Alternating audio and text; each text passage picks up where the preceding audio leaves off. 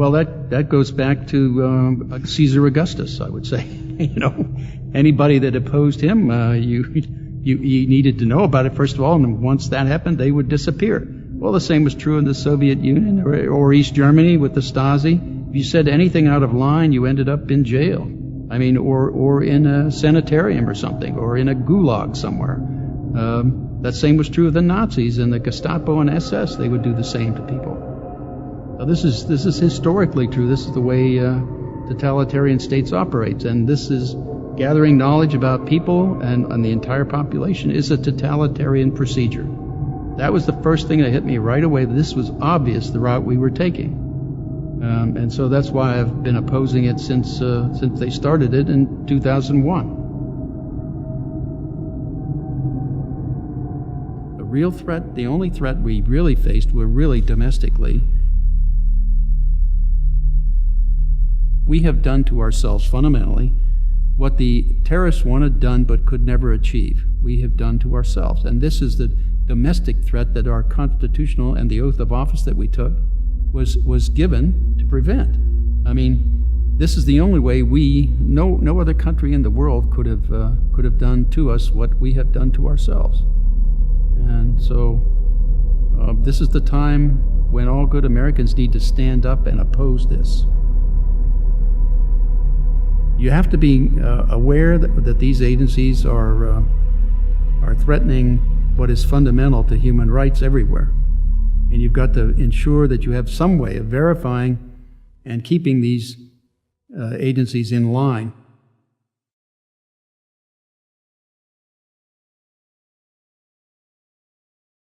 This is the part we're going to do some sound bites. So I have a question for you such as encryption. Is it safe? The short answer is no. Virtually everything is suspect now because of the program Bull Run, which is the NSA program to weaken encrypt systems, not counting putting in backdoors. This is how you weaken a encrypt system so you can break it. And you don't know how many they've done that to, although it appears from what's been released by Snowden that they have been quite successful at it. There's really a kicker there on that program that no one has really taken up. When you weaken firewalls and weaken operating systems and weaken encrypt systems, you open up everybody to hackers around the world. And so therefore they hack into all kinds of things, getting all your data and everything. So you're not really protecting your communications, you're weakening it. It's a very short-sighted, finite thinking that they had when they did that. Also, one side of NSA, is data protection, right? And the other is operations for getting into other people's data, so they're working against each other. So by trying to keep yourself safe in the technotronic era, we're actually drawing red flags and creating attention for ourselves from people who might want to break that encryption or already have the keys to break that encryption. Well, and exposing it to other, after all, NSA doesn't have a monopoly on smart people. Other agencies around the world have smart people also. If there's a weakness in a encrypt system, other people can find it too. Or if there's a weakness in a firewall or an operating system, other people can find that too. And that's how they can break into things. What is privacy, and why is it our right as individuals to have it?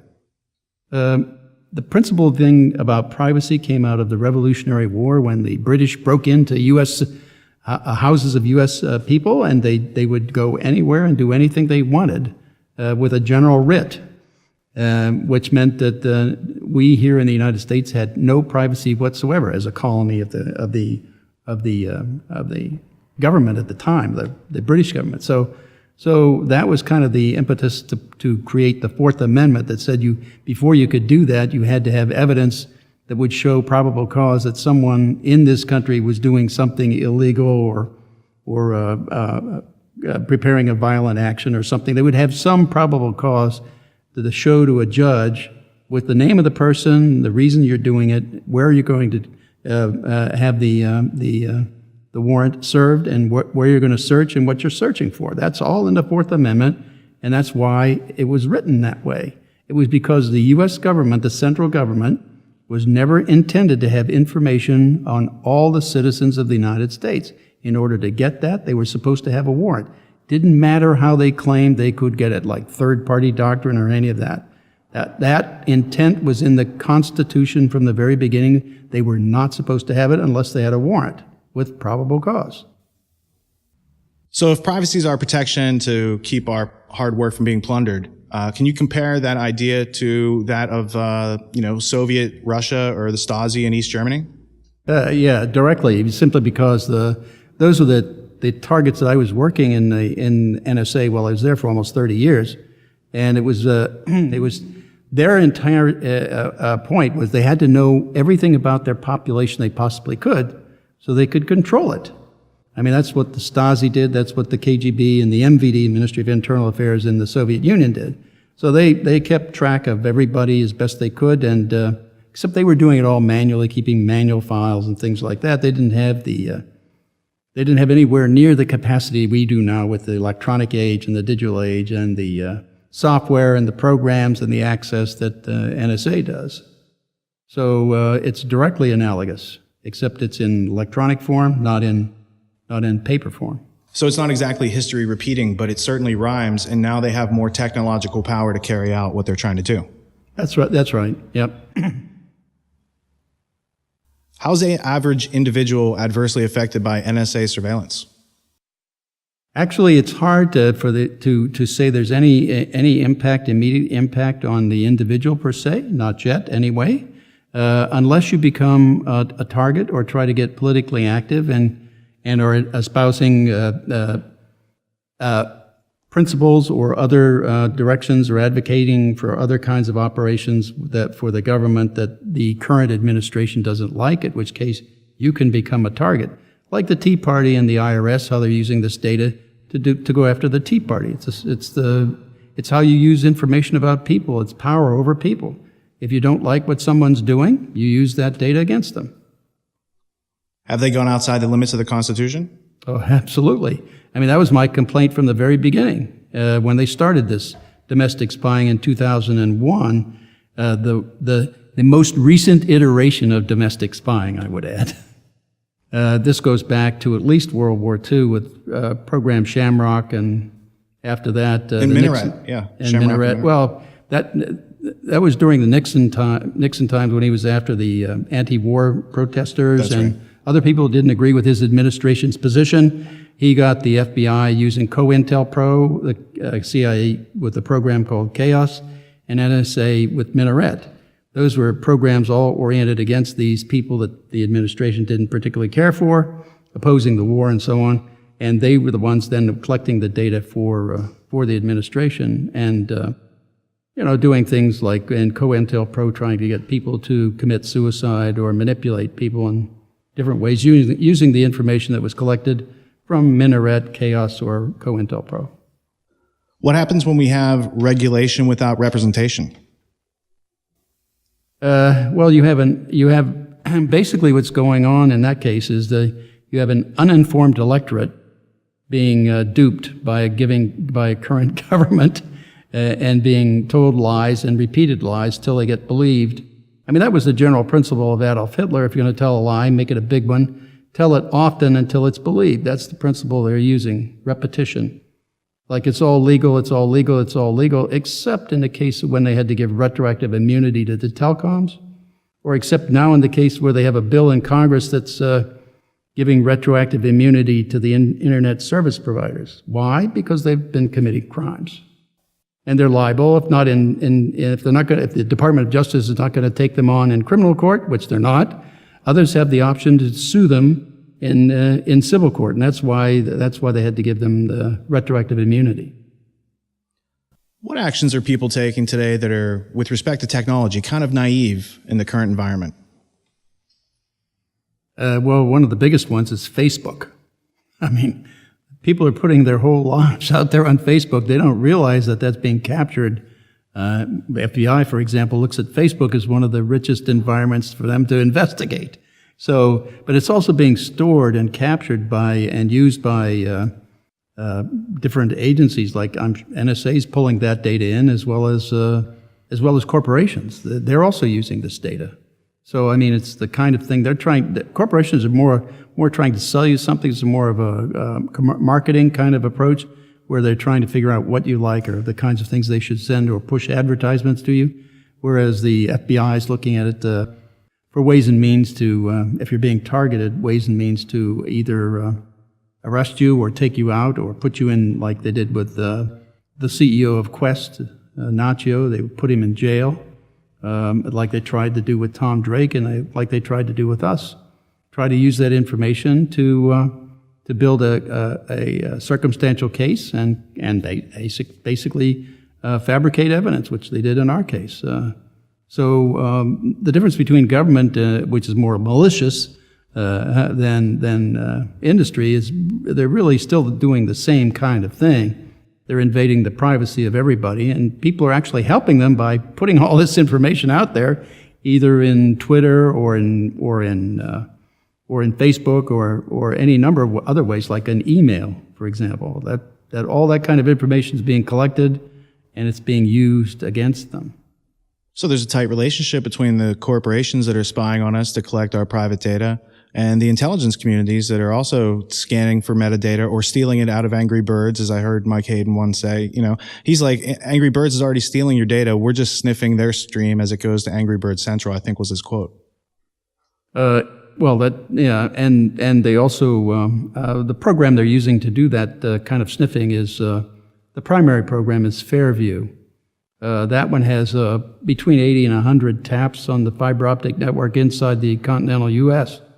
It's on the web. You can go take a look at the different fiber optic tap points, but that's how they're acquiring the information as it's passing by on the fiber network. That was also, it was also mentioned along with other programs as the upstream program in the PRISM slide that was released by Edward Snowden also. It was the first one. Fairview, Stormbrew, Blarney, and Oakstar were the ones that they listed. Fairview, the first three I think were all U.S. corporations. The Oakstar is foreign corporations. So that, and those were, there are about 8 of them, I guess, according to the data that's been published. Poland was one of them, some Polish telecommunications company. But I don't. The others haven't been released by the Snowden in the Snowden material anyway. But they're foreign companies, so it's a mixture of U.S. and foreign companies around the world, along with foreign governments. And if they don't get cooperation either from the companies or the governments, they'll unilaterally do it. So they have a massive tap network on the entire internet and the fiber optic public switch telephone network. So that's a huge data acquisition system. How necessary is it to the collection of intelligence that you map out the social networks of your targets? If you're focused on targets, that is groups of individuals doing something illegal or criminal or some terrorist group, that's a legitimate operation of intelligence. Try to figure out potential adversaries or potential threats. That's legitimate. Every country in the world would say that's what they do or want to do too, within the means and capabilities they have. But when you start mapping out the social networks of everybody on the planet, that's a totally different issue. Now you're getting into the privacy of everyone that is not even a threat. So you're accumulating information on everybody in the world and all of their activities, everything they do. And it basically gets down to the ability, even after you accumulate that, you can look at their profiles and begin to see how they think and what they're thinking about issues. And you can even begin to project how they will act or react to situations. Although right now they're not very good at that. That there is a capability to do that, and we have been able to successfully do that in the past. And they're attempting at least. That's one of the initiatives that the White House let I think in early 2012, they let a big White House Big Data Initiative, which was a solicitation from industry to work out algorithms that would go into large data sets to figure out what's important for people to look at. That's how you automate the process of analyzing all of this data to boil it down to what's really important, which they should have been doing in the beginning, and it could have done right at the beginning, which is what we did in our program, Thin Thread, which would pull out only that data that was relevant to groups of individuals intending to do something criminal or terrorist type activities. around the world, or other governments or leaders and so on. All those were legitimate intelligence targets, foreign intelligence targets. They could have done that right from the beginning, instead of having this knowledge about everybody. What that's done is give them an entire rich database for other agencies of the government, like the FBI and the DEA and the Department of Homeland Security and the IRS, to go in and examine everybody in the country and everybody virtually on the planet that's using internet or phone networks. So they're spying on everybody, collecting metadata, they're building profiles out of it. What is the reasoning behind pointing such an apparatus at the American public? And what type of money, what combined budgets of these type of projects focused on the American people? What are we looking at? But the reason that I came up with that they were doing that is primarily for money and building an empire. The reason I say that is because if you take the position of collecting only targeted information against groups doing bad things, then you have a finite problem. So you don't have to have large storage facilities like Bluffdale in Utah, or another 400,000 square foot facility in San Antonio, Texas, or another one they just started building last summer on Fort Meade in Maryland, 600,000 square foot facility to store information. You wouldn't need any of that. Plus, you wouldn't need all the contracts for contractors, and you wouldn't need to have a larger workforce. But you would be focused on a rich environment of information, which actually would mean you would succeed at preventing terrorism and preventing crime, international crime, and so on. But by taking in the bulk acquisition, that means you're taking in everything in the world. That means you're pulling in all kinds of huge amounts of information, hundreds of terabytes per day, going around the network. That becomes a management problem of information to begin with. How you have to build an infrastructure to transport it to storage facilities. You have to build the storage facilities. You have to have contracts for all this to happen, and contracts to manage all the data once you've captured it, and then contracts to build other kinds of programs to manipulate the data and use it for analysts and so on, and then hire more analysts to analyze data because there's orders of magnitude more data to look at.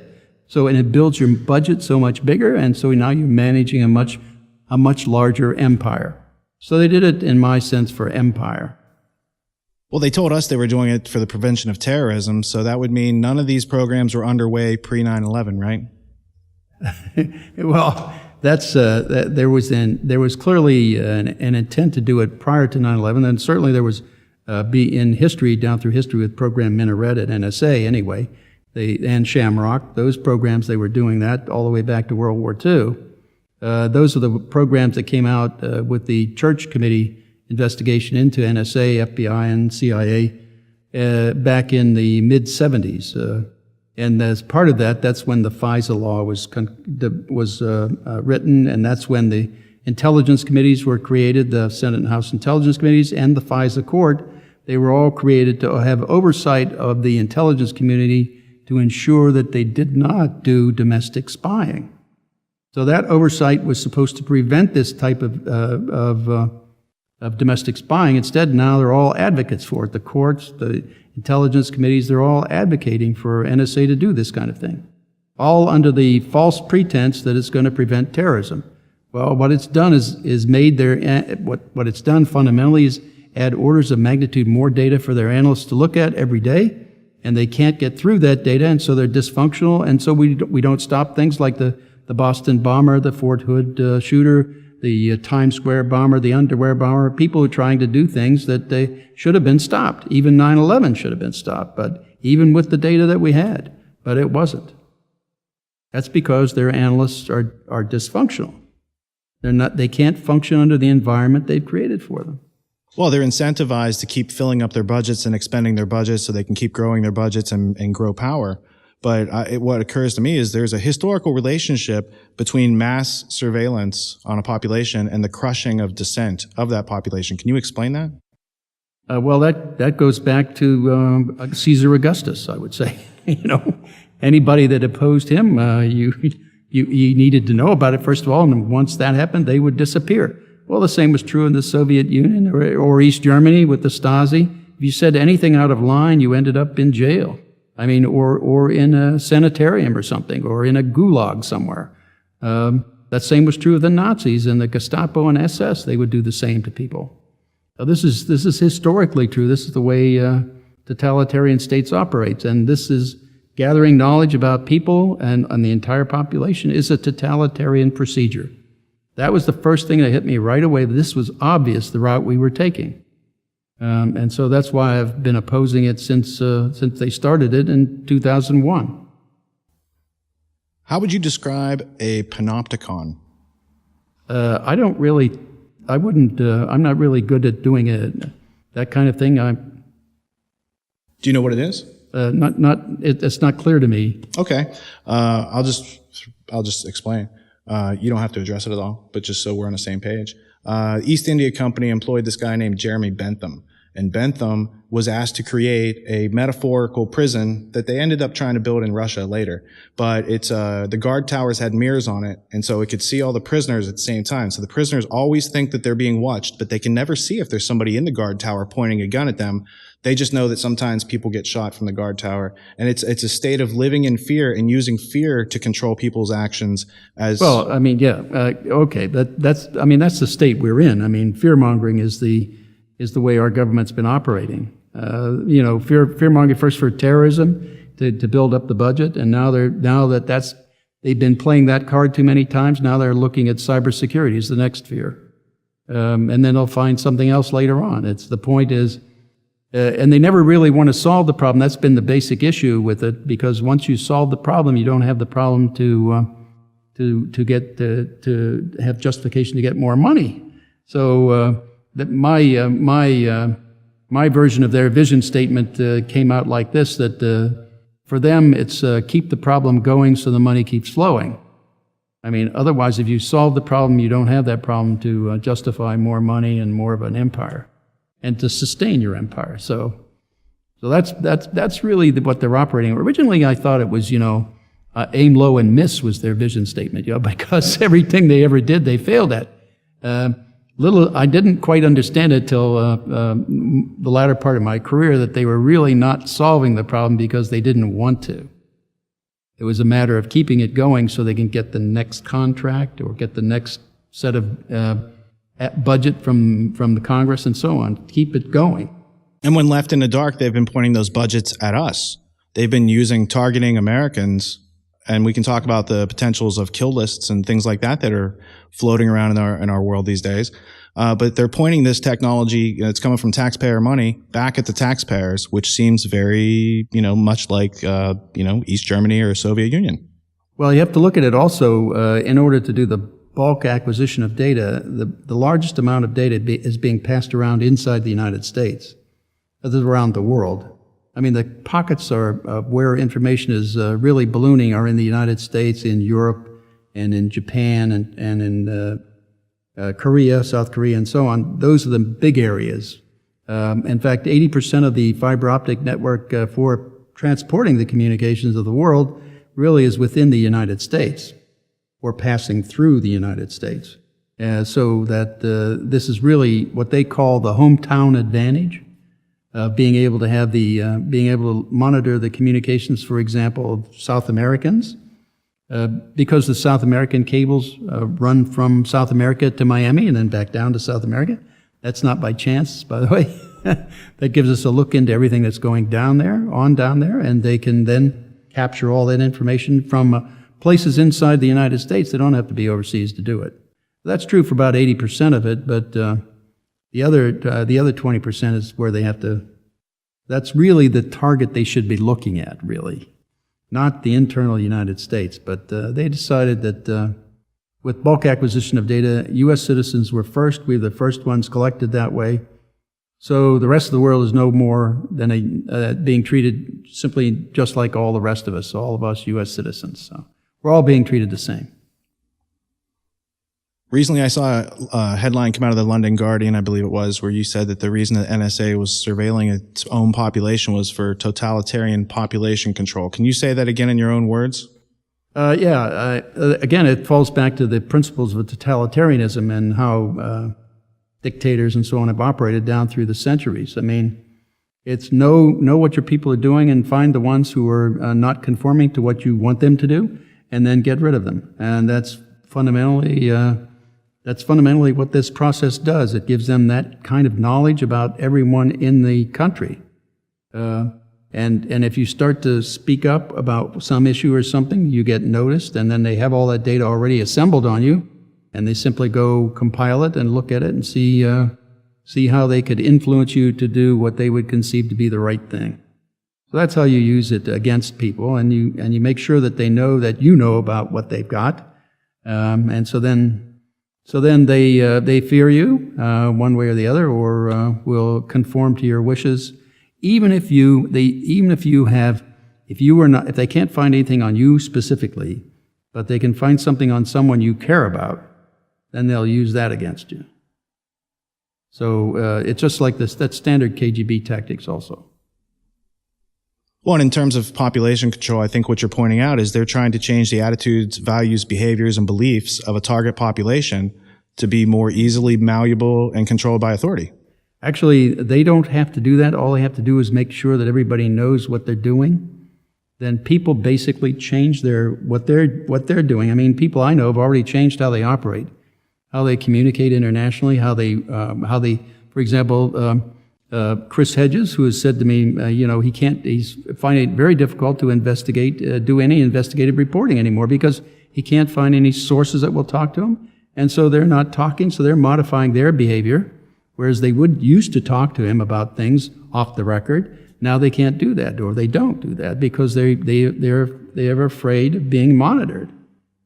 And the existing government is threatening everybody with prosecution if they leak. For example, they still have 9 prosecutions pending on the Espionage Act from 1917 with I think 9 different people who have been whistleblowers, classic whistleblowers, and they're trying to silence that, and that's the way they threaten people. And so people internally in government have changed how they operate. They no longer are willing to talk to anybody that's a reporter. And so that's changing how we no longer have a free press that can interrogate and probe into government activities. What would freedom look like in America if privacy was restored and the NSA was following the Constitution, for instance? Well, you would actually be what the founders of this country envisioned as what it should be. That is, a country where people have the freedom to be creative and innovative without having the fear of being observed or disapproved of, even before they can try to institute or start to implement an idea that they had. So that's how civilization advances. When you take away that freedom to feel like you can do anything here, the sky is the limit here, you aren't bounded by anything, then you take that away. Why? People withdraw like they did in East Germany or in the Soviet Union. They become very withdrawn, afraid to do anything because their next door neighbor or some other person would be spying on them and reporting them. And so they stagnate as a civilization. They become drunkards, and like they did in the Soviet Union, a lot of alcoholics in the Soviet Union, because they were frustrated. They couldn't feel that they had the freedom to be creative and innovative, and that destroys human aspirations, basically. Are you optimistic about the future of freedom? Actually, it's one of the main problems I see is that this way of doing bulk acquisition of information on the population is spreading through the democracies of the world. It's not a question of just creating it here in the U.S. I mean, we are spreading this around the world. I mean, the Five Eyes are using it. And it's spreading to some other countries. There are other cooperative efforts with third parties under a program called Rampart A, where they're starting to do the same kind of thing. And this kind of knowledge and information about the population is being used by law enforcement through the MLAT mutual law enforcement agreements and treaties, and it's being used worldwide.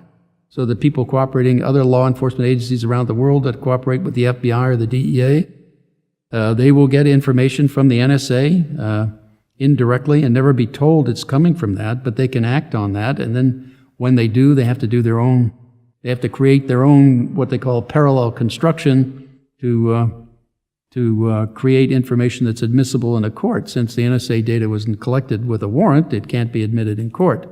So, or it's inadmissible. So they have to do a parallel construction, then, which means go find the kind of implicating information that would give probable cause to do what you're doing, arresting them, and do it through normal policing procedures. Then we'll use that data in court, substitute for the NSA data, so they perjure themselves there in court. And I call that a planned program perjury policy run by the Department of Justice of the United States.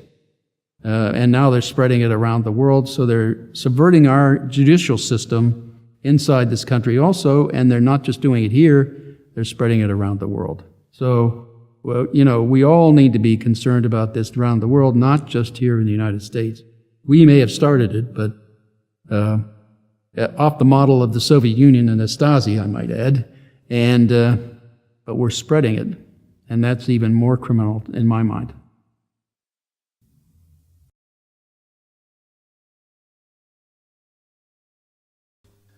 Bill, where did you grow up? I grew up in a small town in central western Pennsylvania, up in the hills, up in the Appalachia Hills. So I'm a genuine hillbilly, so to speak. What value was placed on honesty, hard work, integrity, and character in your upbringing? Well, in this town, I mean, you know, it was only 3,200 people at the time, I think. It's down to 28 now, 2,800. At the time, you know, everybody basically knew everybody else. So what you were was what constituted your character. And so everything you did reflected on the character of person you were. And that's how people knew you in the town. So everything, all the values, the decency and so on that people treated each other with were all part of that growing up. And people cared for one another there. They looked after each other. So they were the basic values of humanity. So, well, they're the basic values of community. You were brought up around honest people in rural Pennsylvania, and then you moved to D.C. and you got a job in government. Did you find out that your ideas growing up were somewhat naive compared to how things are? Well, actually not initially anyway. So, I mean, the first 28 or 30 years I was in government, I was, of course, working the Soviet Union, the Warsaw Pact. That at the time was the highest priority problem and the highest priority threat that we perceived as a country. So basically, anything I always treated people the same way I was treated when I grew up. So I was always also working on the most important problems in the place. So I didn't really recognize any change in that, because people really return the kinds of what you project to people, they kind of project back to you. So I didn't perceive of anything at that point to do anything. Besides, everybody in the country and in the NSA wanted me to continue doing what I was doing, because I was kind of successful at it. So they liked the outcome, gave clear knowledge of what the potential foes were doing. So they wanted that to continue. It was only in the later part of my career there, from about 1995 on, when I started getting involved with contracting and the shift from the problem that I had been working Soviet Union and so on, that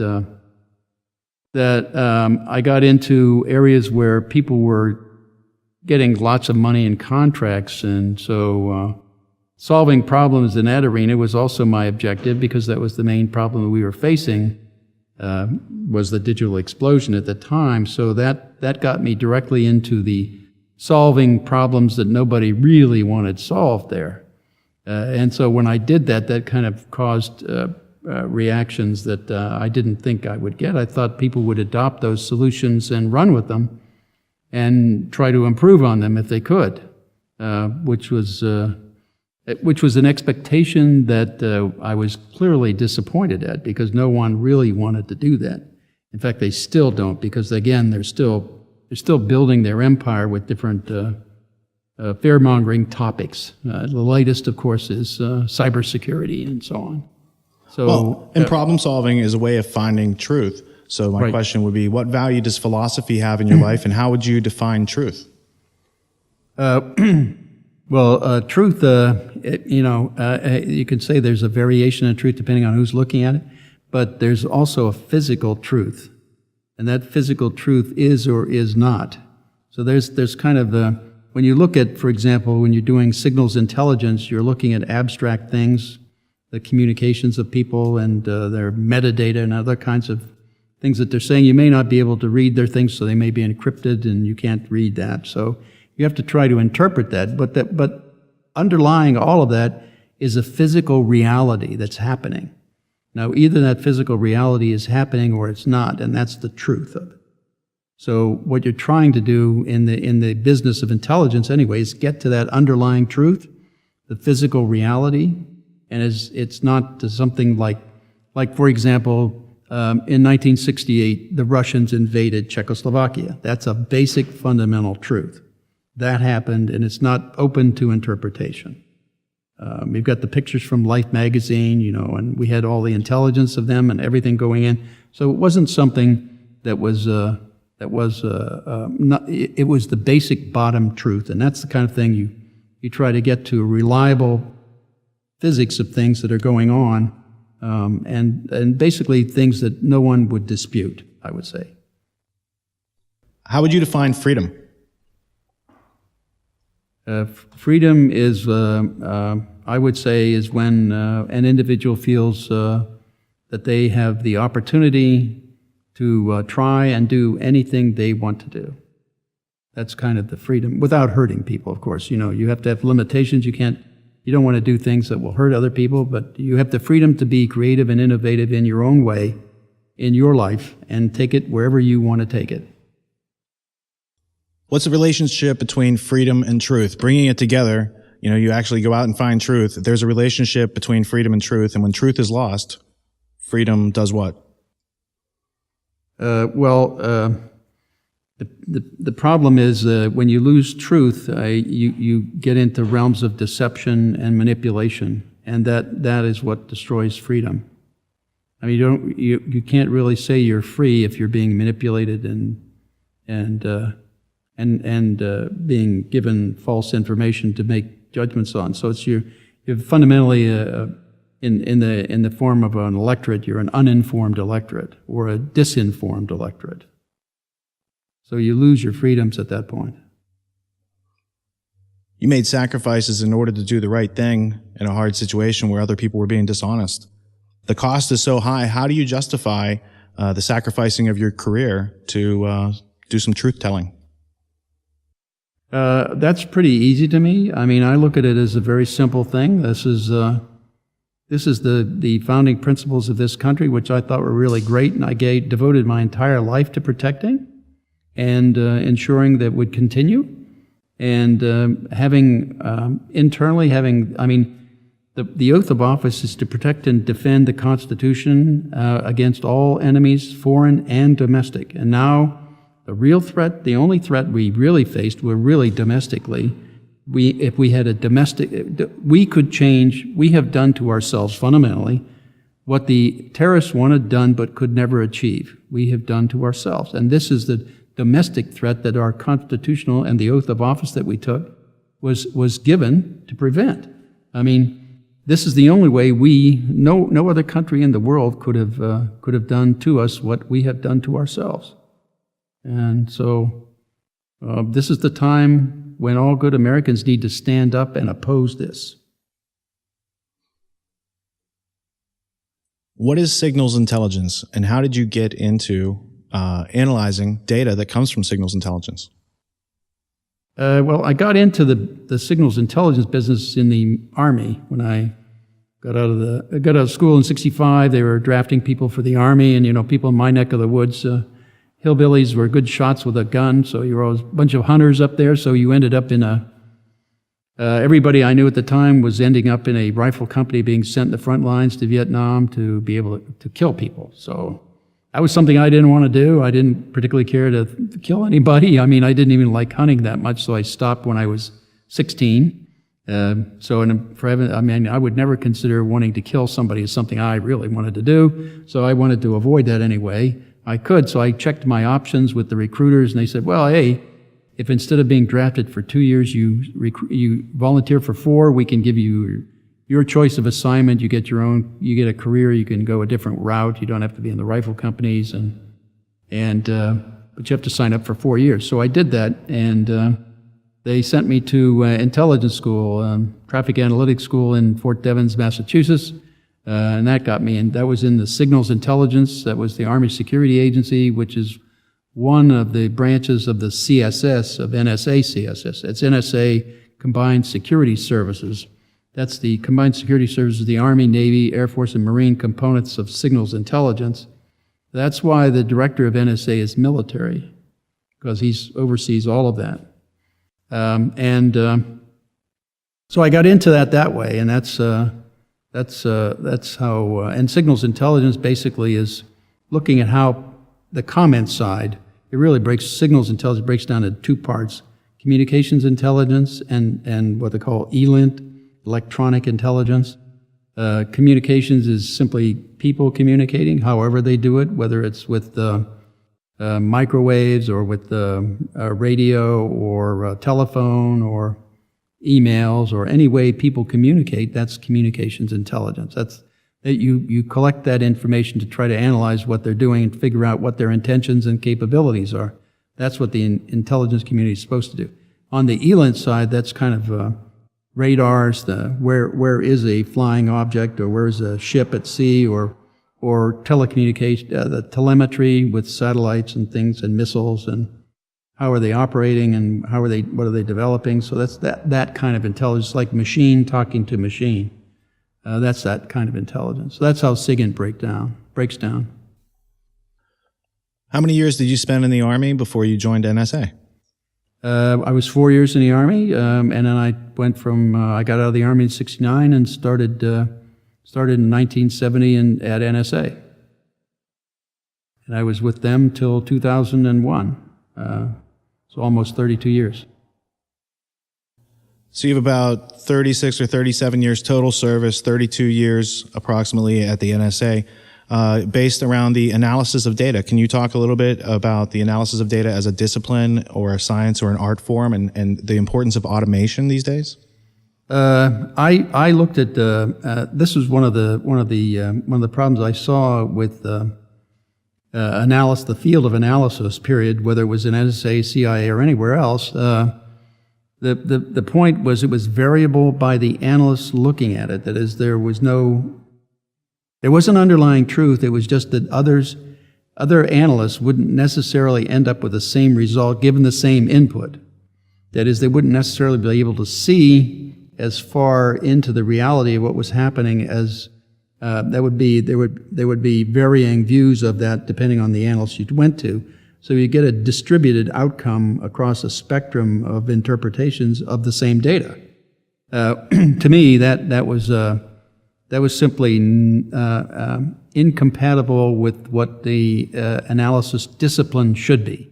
And so I started in 1985. I started working at NSA in a way to try to automate that process. Now, that meant you had to put together the basic understanding of how analysis operates. So you build rules of how to look at data, how to analyze data, how to put data together, and construct an argument that would show a given implication from that input, and be consistent and optimal.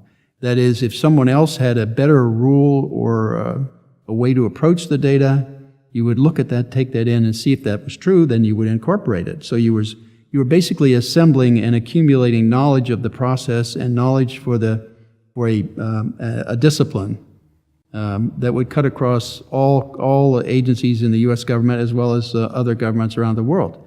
So basically, I was the only one automating that analysis to that extent, try to make it. Others would do data preparation kind of automation, that is correlating data that should be packaged together and then presenting it to an analyst to look at. Whereas I would say that that's simply the first step. The automation process then needs to continue beyond that, to take that information and begin to understand what that means and begin to build interpretations and, in fact, in many cases, even write reports completely without human intervention. And do it with a discipline that was consistent, accurate, and reliable. So that was my thrust at NSA. In fact, I was the only one there doing that kind of thing. What is relationship mapping, and how is it useful in taking raw data and making it, information? Well, I think there's a little history to this. Maybe we should go into a little bit of the history here. Absolutely. Because this is not unique to this time and age. Actually, it goes back many years. You can go back even to the Revolutionary War. But I like the case in Washington when I think it was the Pinkertons figured out the Confederate spy ring in Washington, D.C. simply by watching people visit other people. So they built up a relationship ring just by visitors, who visited who.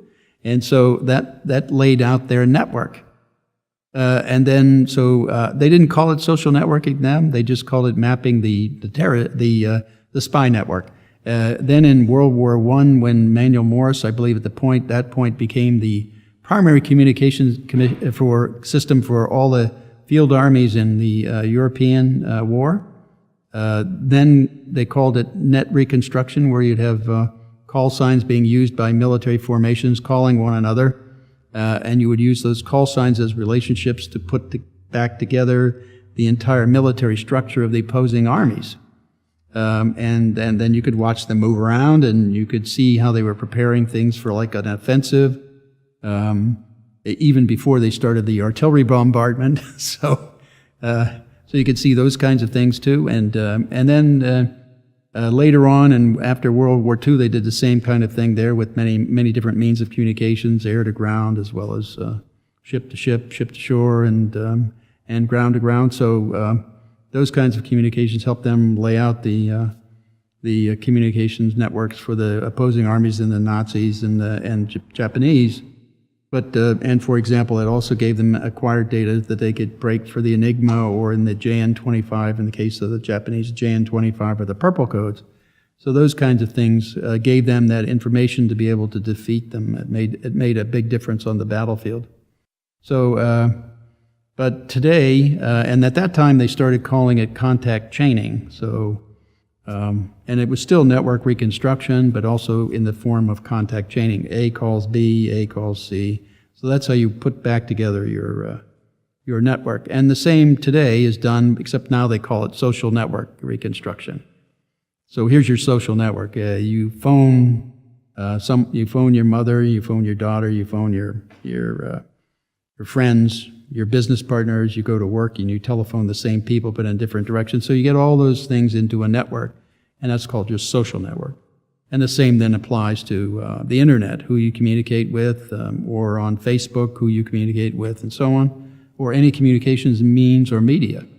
It also applies to financial transactions, when you use credit cards or write a check or pay a bill electronically.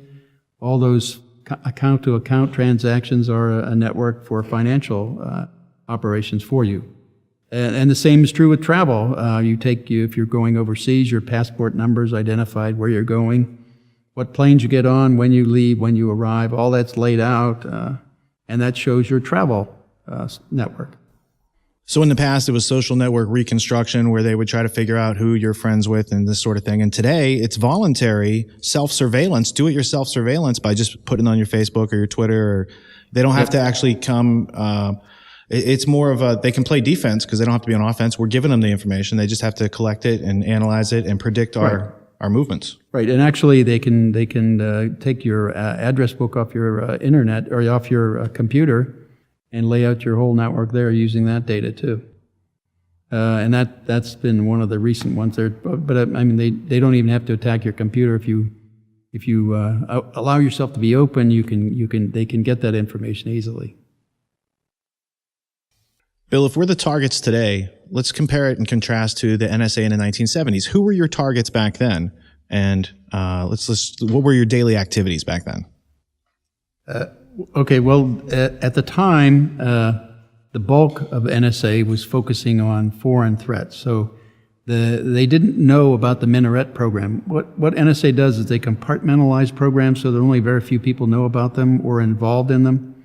And so there was a small percentage of people at NSA that were involved in program Minaret. So the vast majority of people there didn't know it was happening.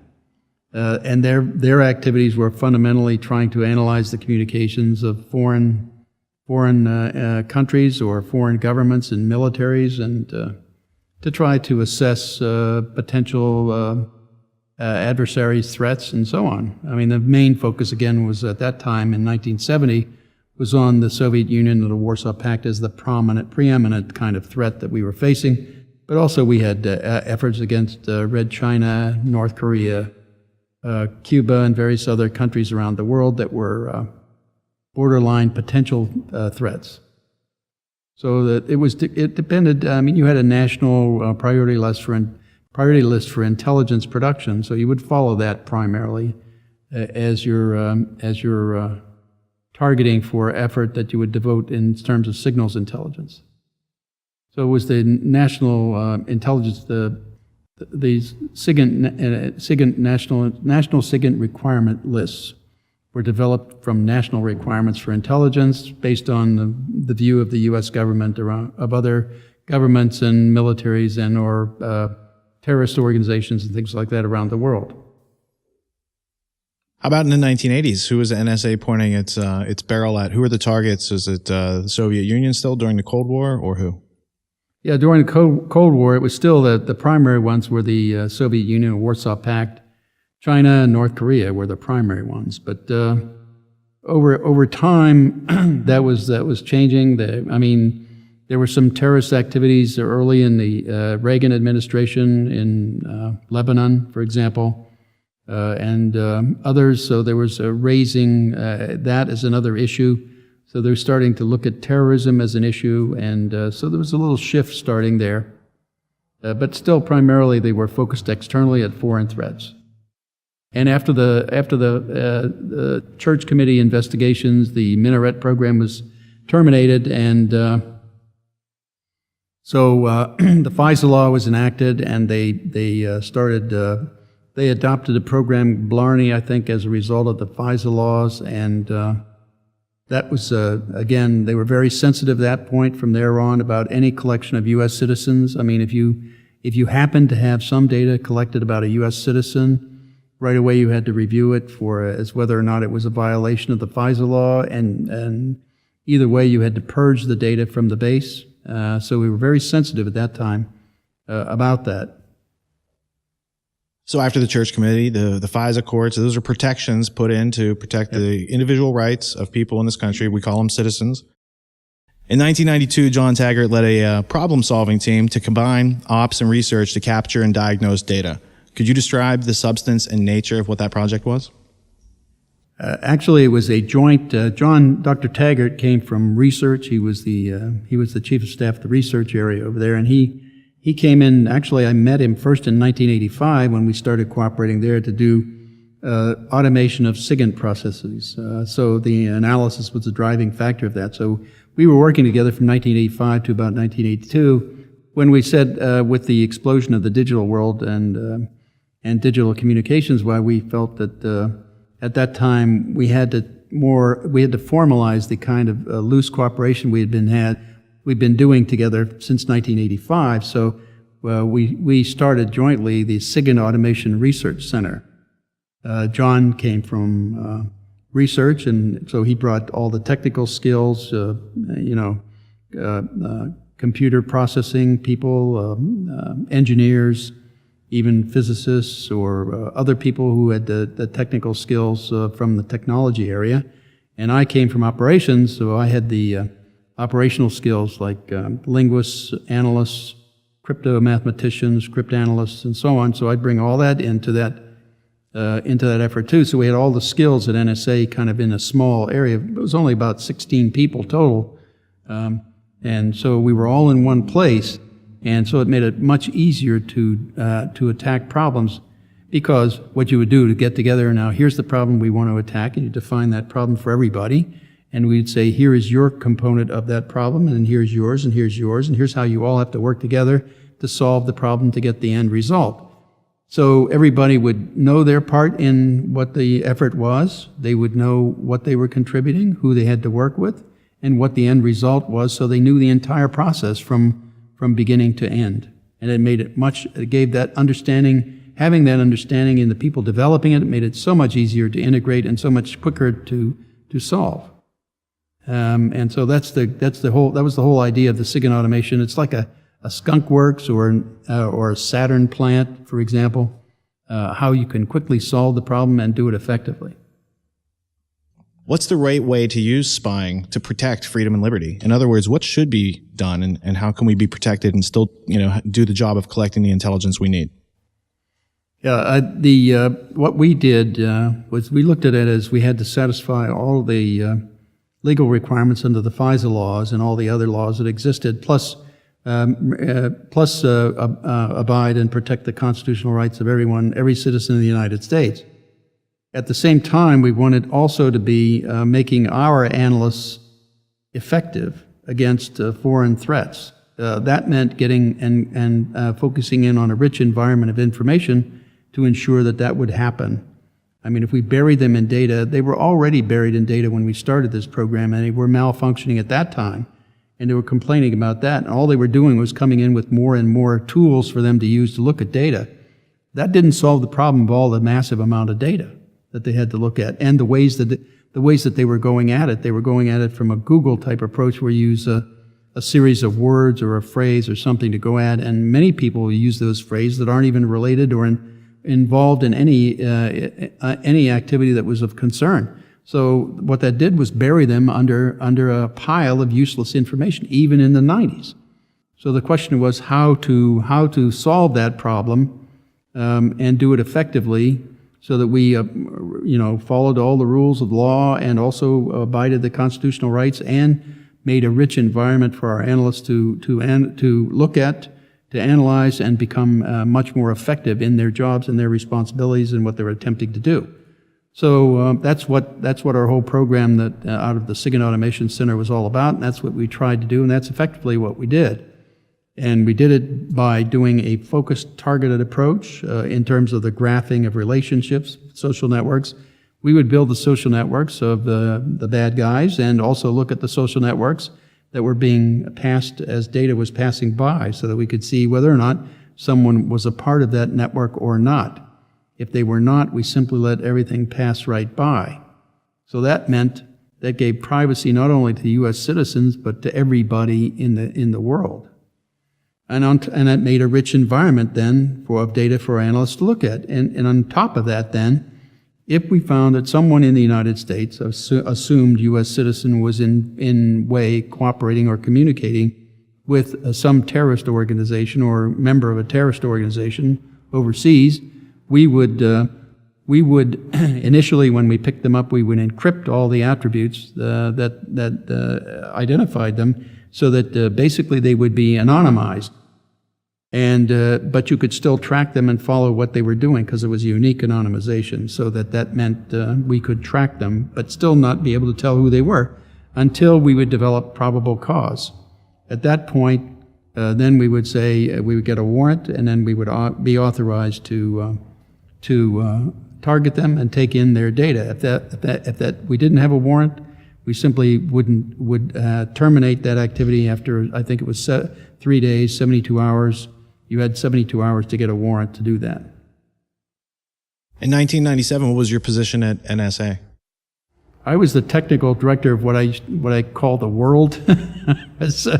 I was the technical director of the intelligence production of the comment side of the NSA, which basically encompassed the entire world. It was an operation of about 6,000 people, and they were analysts and linguists and reporters of all the material collected by NSA for militaries, governments, whatever in the world. So that was where I was then. That's why I got into doing the digital age and solving that problem for NSA. Well, and from what I could pick up from the story, in the 90s, after you and Ed Loomis had worked for Taggart, Loomis took over his position, and some of the things or some of the projects or components that you guys had worked on were brought together into something called ThinThread. Now, could you talk about how it was supposed to be an automated analysis of the network log, why that would have worked, and why, because it worked, it wouldn't be accepted? Okay, that was a separate proposal we had made to automate the network log, analyzing the network log. That we did, and actually we did it when we formed the SIG and Automation Research Center. Is one of the first things we wanted to do, and that was everything that anybody does on a computer or on a network in NSA or anywhere else gets logged in the network log. So if you click a mouse and it sends a set of instructions down the network to a point where you are going to get data or something, that gets logged in the log. So we wanted to put together an automated process to analyze the log in near real time to be able to say what people are doing on the network as they did it. So in other words, if somebody came on the network and started to download all kinds of files, we would pick that up within milliseconds of it happening. And after a point alert to that, and for example, Snowden, if we had had that in process online, we wanted to monitor everybody in the world, so we would have included Snowden or anybody in the world, anywhere in the world, who was coming on the NSA network. If they came on and started to do something, we would know about it and be able to learn about it. So if that would have been running, Snowden couldn't have done without what he did without being picked up almost immediately. But if that were running, and Snowden wouldn't have had to blow the whistle in the first place, because the integrity of the NSA would be preserved through that program, which could monitor the budgets and all sorts. Go ahead, Nick. And we ran into two problems, two camps of opposition to that. The first one were the analysts. Because once you start monitoring what the analysts are doing on the network, you know how they're operating. You can say, this analyst needs some training in this area because they're not quite doing the problem right, or this analyst has an idea that worked and we need to spread it around, so we'll take advantage of that. And that group of analysts said, we do not want you monitoring us. We'll do our job, thank you. You just go about your business and don't pay any attention to us. So, but that was not the major group that opposed us. The major group were all the managers. And the reason they did that was because this will show all the return on investment on every program they're funding, and whether or not programs that are being funded are being successful or not, and whether or not they're contributing. So that would set up a whole process for return on investment assessment for NSA, also for Congress, because that would be evidence for Congress to review in terms of what kinds of funding they would do for the agency. So that meant, plus it took away the freedom that the managers felt they had to move money around and do anything they had with money, because we'd pick that up too. So that said to them, I don't want you monitoring me. I want the freedom to do what I want to do as I want to do it. So go away, and we're not going to do this. So that's why we didn't do that back in the early 90s. Well, and without audit oversight, fraud and corruption become the status quo. Yeah, that's the main issue here, that the NSA and CIA and intelligence community in general is not audited.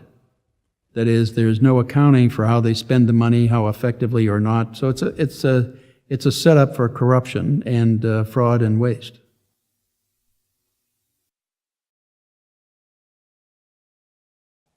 Volume, velocity, and variety. Asset or liability? The way we looked at it in the SIG and Automation Research Center was that volume meant you had the opportunity to get more information about your target, simply because there was more of it out there, and velocity meant you got it at the speed of light, so that was good. And variety meant you got many aspects of it. You get voice, maybe video, maybe Twitter, or else email, and all kinds of aspects. So all those things we looked at as positive things. All we had to do was figure out how to manage them. Let's talk about Thin Thread a little bit and how it at one time protected the rights and privacy rights, especially of American citizens.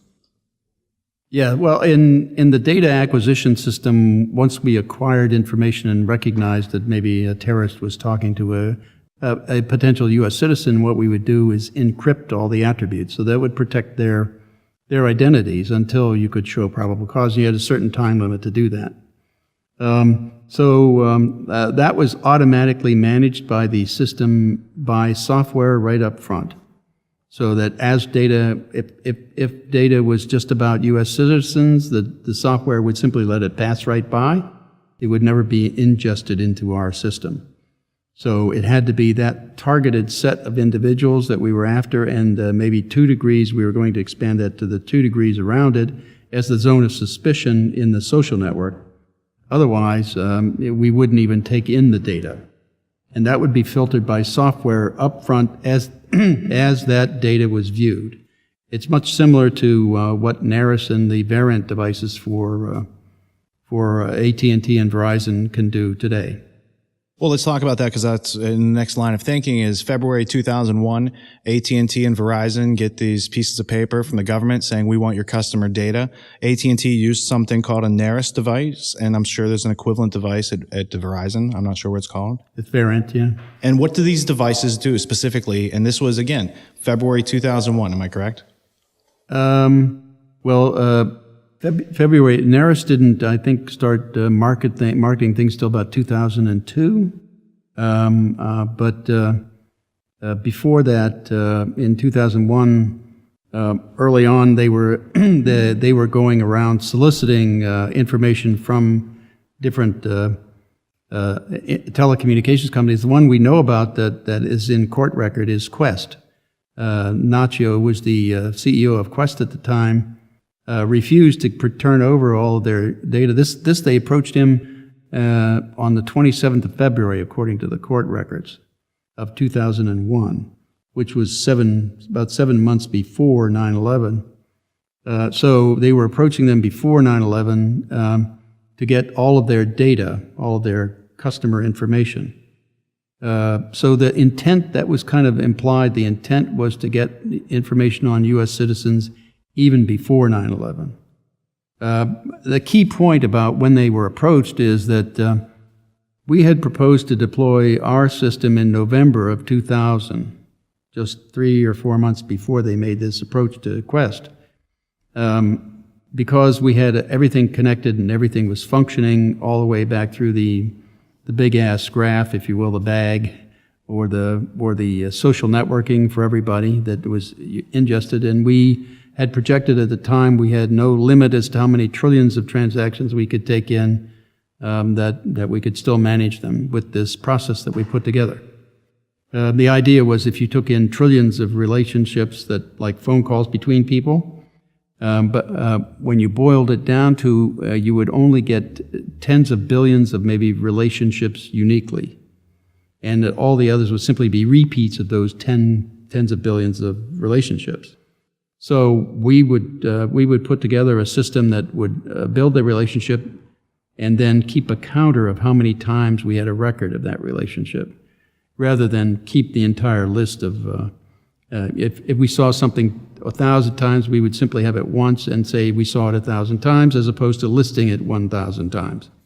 So that's how we could boil it down to a small set of information and keep it in a rather compact set of storage.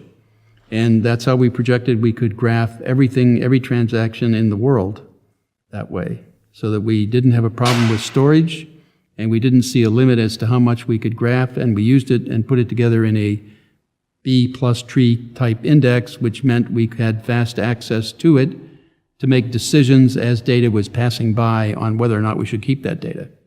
So that's how we fundamentally did it, using a B plus tree kind of index query to keep up with the velocity of things in the fiber network. And anytime we started to get pressed in terms of CPU time of processing, we would simply add another processor and simply split the process and make it manageable again. So it was only a matter, the only thing that kept us from doing any amount of data was how much space and power do you have available, and we can buy the equipment to make that happen. So prior to 9/11, AT&T and Verizon had complied with the government. This pre-9/11 collection of data means that the post-9/11 surveillance of the American citizens has nothing to do with 9/11 so much as they just wanted control, and they wanted to break into these fiber optic networks, and AT&T, Verizon, they complied, and Joseph n.w.o from Quest said no. What happened to him? He ended up in jail. I think they went at him. He claims he was framed. I don't doubt it because they attempted to frame me too, except they didn't succeed. I mean, I had evidence to show that it was a frame job and that it was malicious prosecution on their part, but evidently he couldn't do that. So he ended up in jail. I don't know for many couple of years, I think. So he recently got out of jail. I think that simply meant that they used 9/11 as the way they could intimidate Congress into making it happen, to allow them to do that, and that's the way they did it. Originally, they had to keep it so secret because they knew they wouldn't be permitted by Congress or the courts to do it if they didn't keep it secret. So they allowed only 4 members of Congress to know about it. That were the chairs and ranking members of the House and Senate Intelligence Committees. That was it. And those people bought into it. One of those was Nancy Pelosi. She later became Speaker of the House, and since she bought into all these programs, these programs were the grounds of impeachment for Richard Nixon. Except he was doing an infinitesimal amount compared to what's going on now, and he was impeached for that. So they all knew the dangers here, and they all tried to put together a mask of having the president authorize it and having the attorney general say it's legal, and keeping all that documentation secret out of the courts and away from the courts, so that nobody could challenge it. Nobody even knew it was happening. And that's why I started to blow the whistle at that time, because I went to the House Intelligence Committee staffer that I knew, Diane Rourke, and told her what was going on so that she would be aware. I mean, that committee was formed, and their charter was to ensure that this kind of activity did not happen. And so that's where I went first. So just to summarize, prior to 9/11, the NSA was collecting billions of phone records on American citizens without probable cause, that they had kind of planned on doing this from the beginning, and then they used 9/11 as an excuse to really ramp that up. Is that accurate? I think they were the approach to n.w.o would imply that they were planning on doing it before 9/11. What they did was they used 9/11 as the excuse or the basis for implementing it. That is, I didn't know that it was implemented until the second week in October of 2001. So that was after a little over a month after 9/11 had happened. So they started taking in that data at that time, and I only knew about it because the people who had worked for me to put together that system were the ones they had to use to set it up for Stellar Wind program, the domestic spying program. So they were the ones they had to use, and so they used them to do that. They would implement the code, make sure the code was functioning, and the inputs would come in and it got processed properly. They were the only ones who knew the code sufficient enough to be able to do that. And so once they started ingesting data, they saw the data coming in. It was all about U.S. citizens. Roughly, from AT&T, it was roughly averaged around 320 million records of long-distance phone calls between U.S. citizens inside the country every day.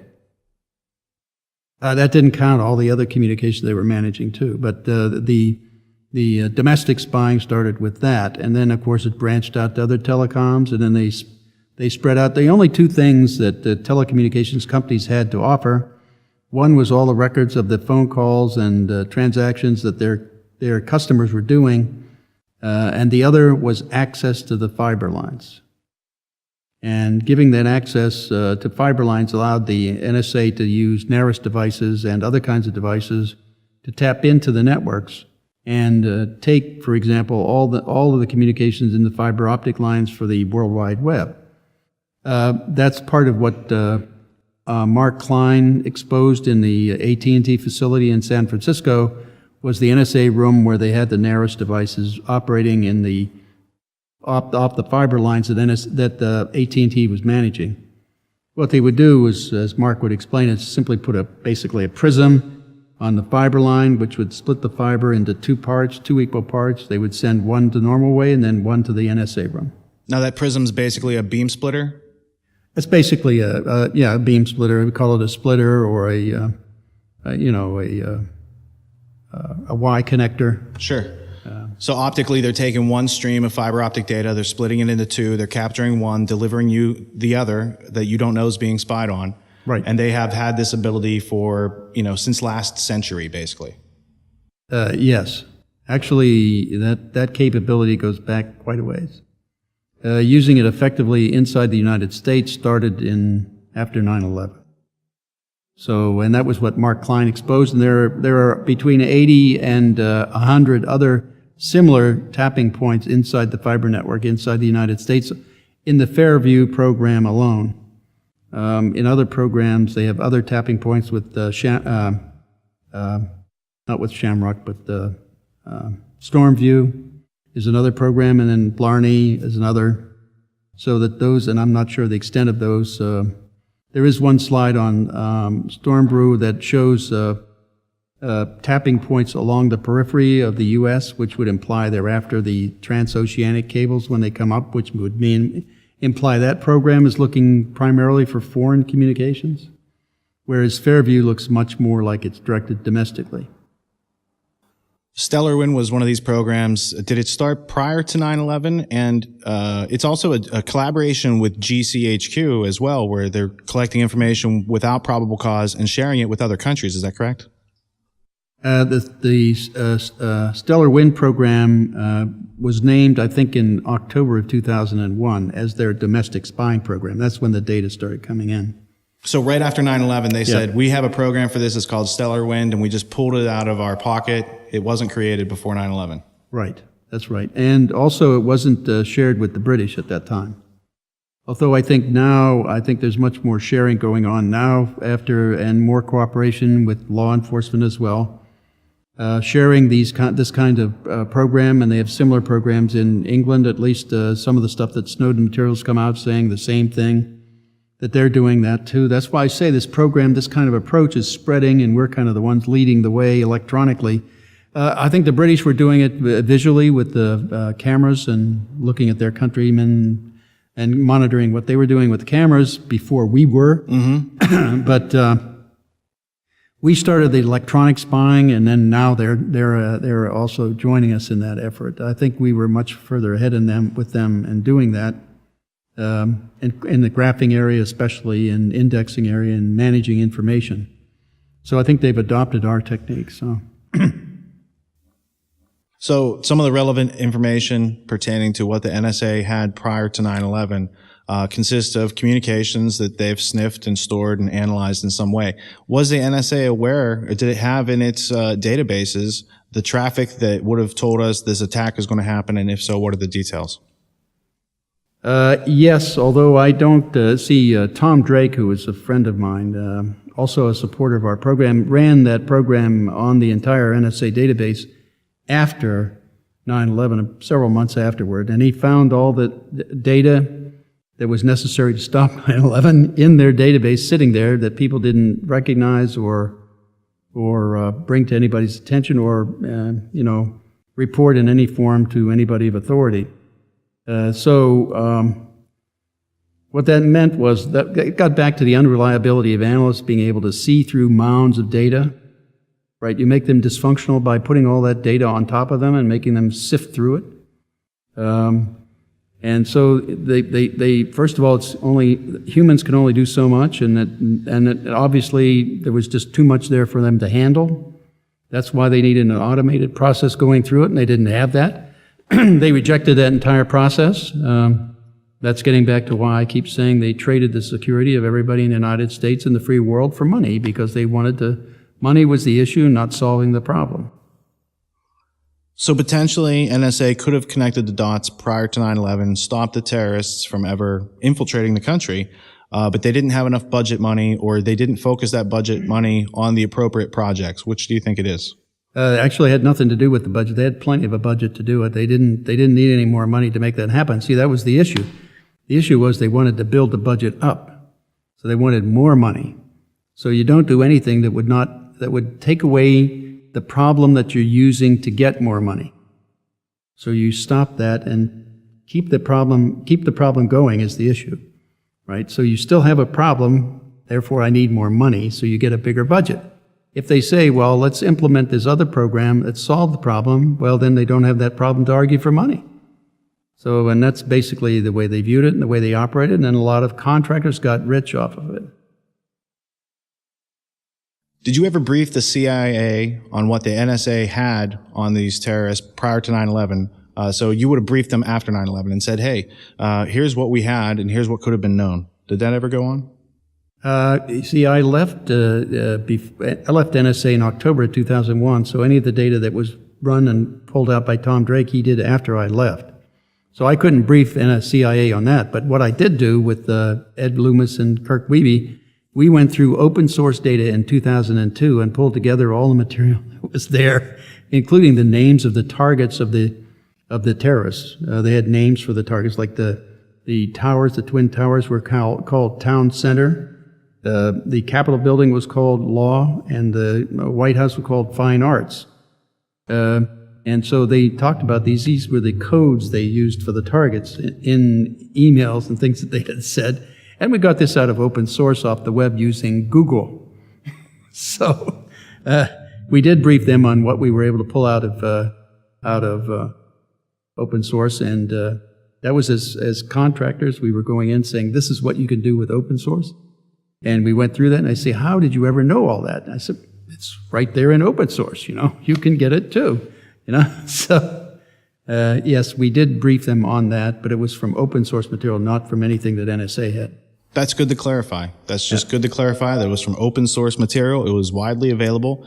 Right. Let me ask this specific question. Within that data set that was widely, openly available, was the attack date of September 11th, 2001 in that correspondence to be found? Yes, it was, yeah. In fact, the way they depicted it as a we say 9/11, 9th month, 11th day, but they'll say day month. So they would put a line and a line and then a pi, a circle and a line. That would be 11/9. So the 11th day of September. That was mentioned as one of the date for the event. What was the response of the CIA when you demonstrated this ability from open source data? They just couldn't believe that we got that information out of open source. They couldn't believe that it was there. That's all. Did the FBI have access to that data as well? At the time, I don't think at the time they did. I mean, NSA had that kind of information, so they didn't share that kind of data, which they, of course, should. I mean, if that kind of information came to me when I was in the SIGINT Automation Research Center, if they didn't want to report it, I would pick up the gray phone, which is the encrypted phone for the U.S. government, and call somebody at CIA or FBI and say, here's what I have, take action on it, will you? I can't seem to get it out of my place. They don't want to report this, but here's what it is. I mean, you do those kinds of things when those kinds of important things. You don't care what your management says because this is just too important. You do those kinds of things. But there's very few people there. Most NSA employees would say, okay, we won't do that. I asked about the FBI because they are in the unique position of being law enforcement and intelligence. And so a lot of times they sit in the middle and seem to play both sides of that identity game. Yes, they do, yeah. Yep. How is the USA Patriot Act a metaphorical Christmas list for the intelligence community and what they had planned to do, and now they're able to do it? Can you explain that process? It's only possible by a secret interpretation of that act. The act does not say you can take up or take bulk acquisition of information on U.S. citizens from all communications or any other means from business records of anything. It simply says in there that you have under Section 215 in the business records section, it says you can pursue investigating anything that's relevant to a terrorist investigation or dope smuggling, international dope smuggling, or anything like that. It doesn't say you have the right to take in everything and then try to sort it out later, which is the secret interpretation. The secret interpretation is not just relevant, it's potentially relevant.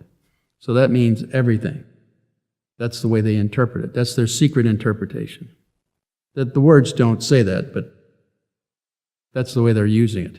So you're talking about Section 215 of the USA Patriot Act. There's a secret interpretation. There's a secret court. How is this different than what went on in the Soviet Union that you used to fight against in the 70s and 80s? Well, it really isn't. I mean, it's pretty much everything's determined in secret by a central government. That's the policy is set by the central government. Everybody toes the line. Follow the orders of the central government. It's like following orders. Except that defense went out with Nuremberg, legally anyway. What is cast iron in relation to Section 215 of the USA Patriot Act? Cast iron is separate. It's a separate thing. That means that the Section 215 simply says they're going to take in everything in bulk, all business records, so they've got records on everybody. If you get declared a cast iron target, that means they're going to go specifically at you for everything and manually review what you are doing, what you are saying, or any actions or movements you're making. So you will be specifically looked at by people, and not just processes, but by people. So it's a greater degree of focus of an intelligence effort against you and everything you do. Well, and the purpose of them collecting everything we do is to make predictive models. And again, it goes back to population control, as you mentioned, not in the number of people on the planet, but controlling and being able to do that through the manipulation of their data and understanding their actions before they even take them. When you have such a large set of metadata being collected, isn't that just asking for them to encapsulate the skills of someone like yourself and put that into artificial intelligence so that they can have Bill Binney, even when Bill Binney doesn't want to work there anymore, they have your knowledge encapsulated and they're able to predictively model people in a way that learns using time series analysis and a bunch of other fancy techniques that basically takes in all this data, and with a high predictability factor, they can tell you what you're going to be doing, what you're going to be eating. And I think some of the places are using this now for commercial marketing to tell, they can predict where you're going to go from your Google searches and whatnot. Yes, and unfortunately, that's the part that I never left with them. Okay, I never did that for them. So they didn't have that to be able to use it. That's why the President's Big Data Initiative just help us find out what's important in this big data, because they can't do that. And that's really, it gets much more complicated when you when you try to to fuse all the activities of individuals or groups of individuals into from multiple domains like phones and emails and travel and banking, and you try to merge all the activity of everyone in that group or an individual alone. Just trying to do that becomes much more involved and much more complicated. And more difficult for them anyway, to index for shift, to get these databases indexed. Each one has a graph. You have to relate the graphs. You got to relate the content and index that and pull it all together and then put it in a timeline and try to make sense of it. How do you assess the interactions of groups of people in a timeline? For example, if you're looking at dope smuggling, the person in, say, Colombia wants to sell dope to somebody in the United States. They have to make a connection to agree on the sale. Then the person has to agree on the price, right? And then they have to transfer the money, and they've got to transport it from Colombia up to the United States. So there's all kinds of transactions that have to occur. All those kind of interactions happen in the communities that they're building, and you have to be able to recognize that. Well, how can you recognize that, right? That's the key too. They can't do that either yet, not yet by any means.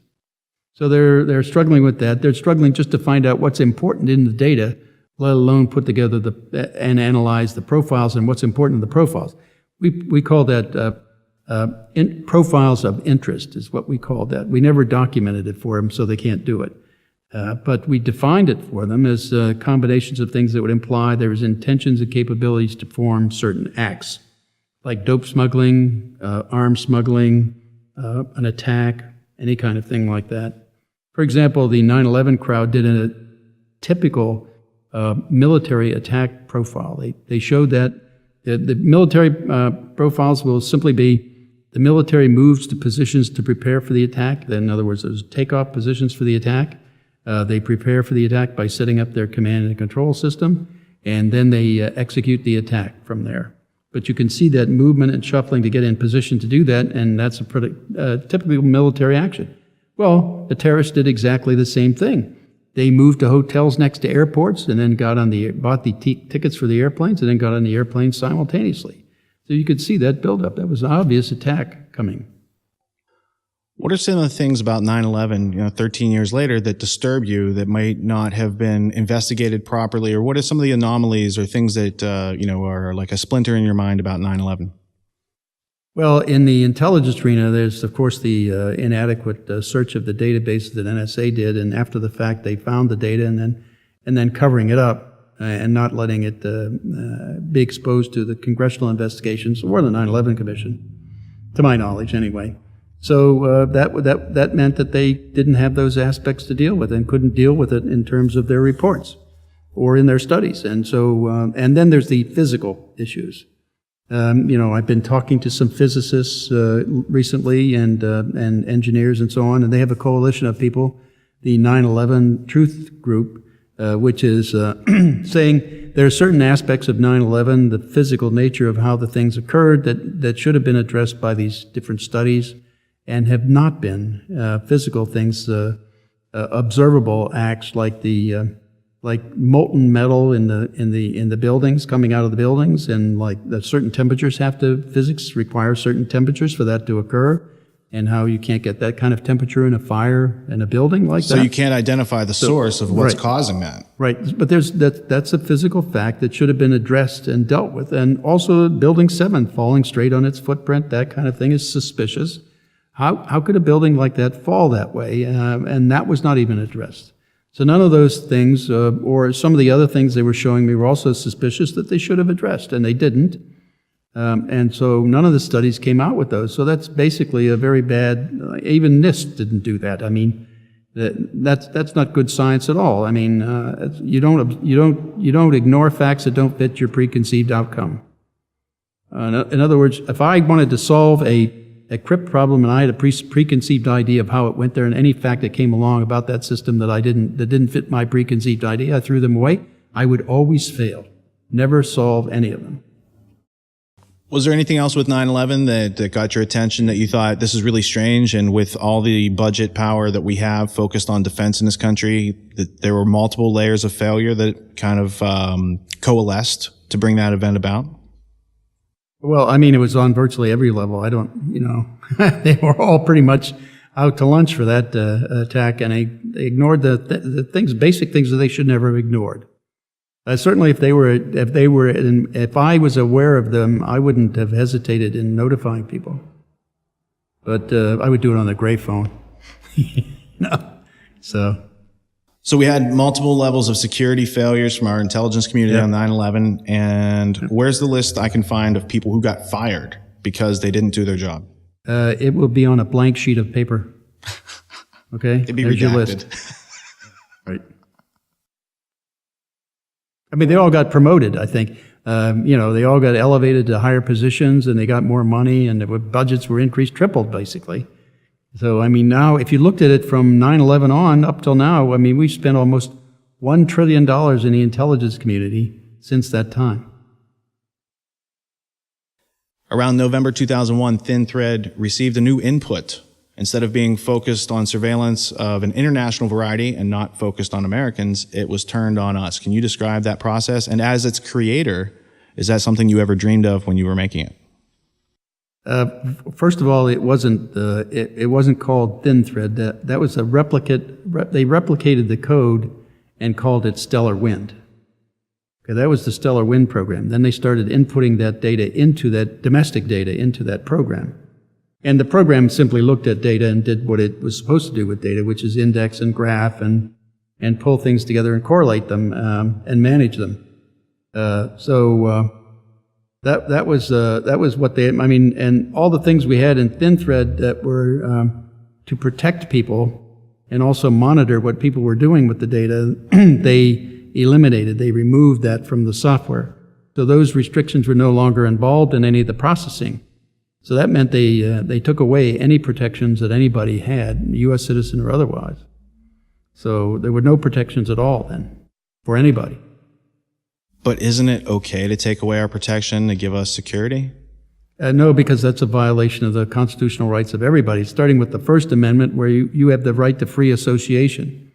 By putting together the social network that you have in the phone network or the email network, that lays out everybody you're associated with. So the First Amendment doesn't say you have the right to association with anybody as long as NSA knows about it, or as long as the government knows about it. That's not the point. The point is the government was supposed to stay out of your affairs.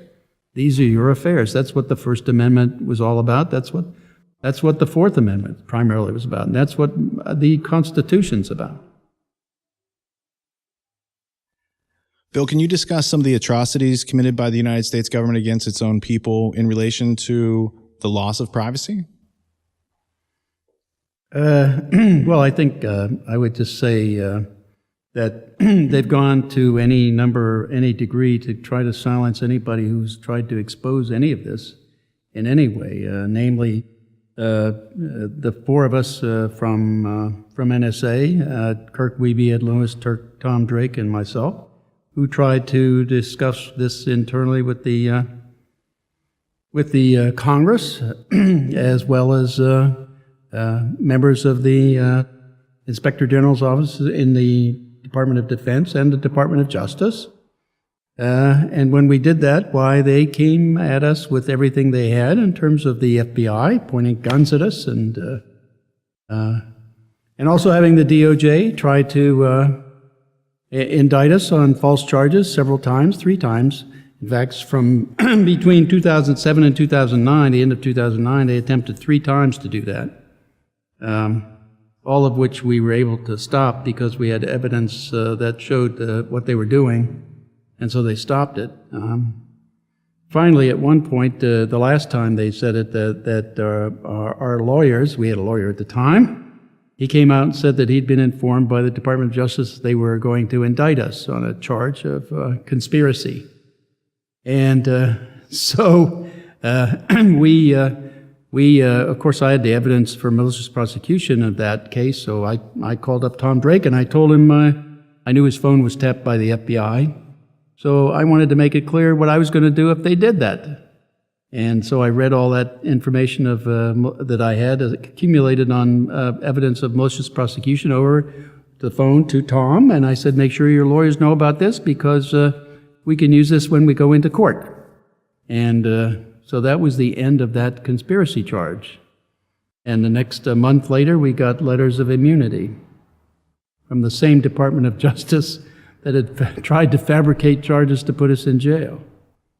So after that, why, to me, that was the last straw that told me my government was so corrupt there was not much left of it worth saving. So I had to do whatever I could do to expose it and get it out to the people, the Fourth Estate, out to the public, and get outside of government, because obviously all they were going to do was cover up for the crimes they'd been committing.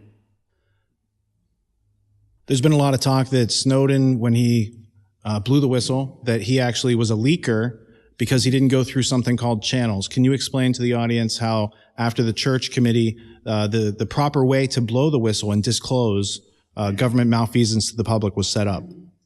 Yeah, especially for the intelligence community, the procedure was to the Church Committee set up the FISA court and the intelligence committees as oversight for the intelligence community. And so that was the path you had to take to do that. So if you had some complaint, you either had the Inspector Generals of the Department of Defense or the Department of Justice, or you went through the intelligence committees, all of which were the proper procedures to follow to file a complaint, which is all that we did. And that's how they came after us for that. And so that's what Snowden saw.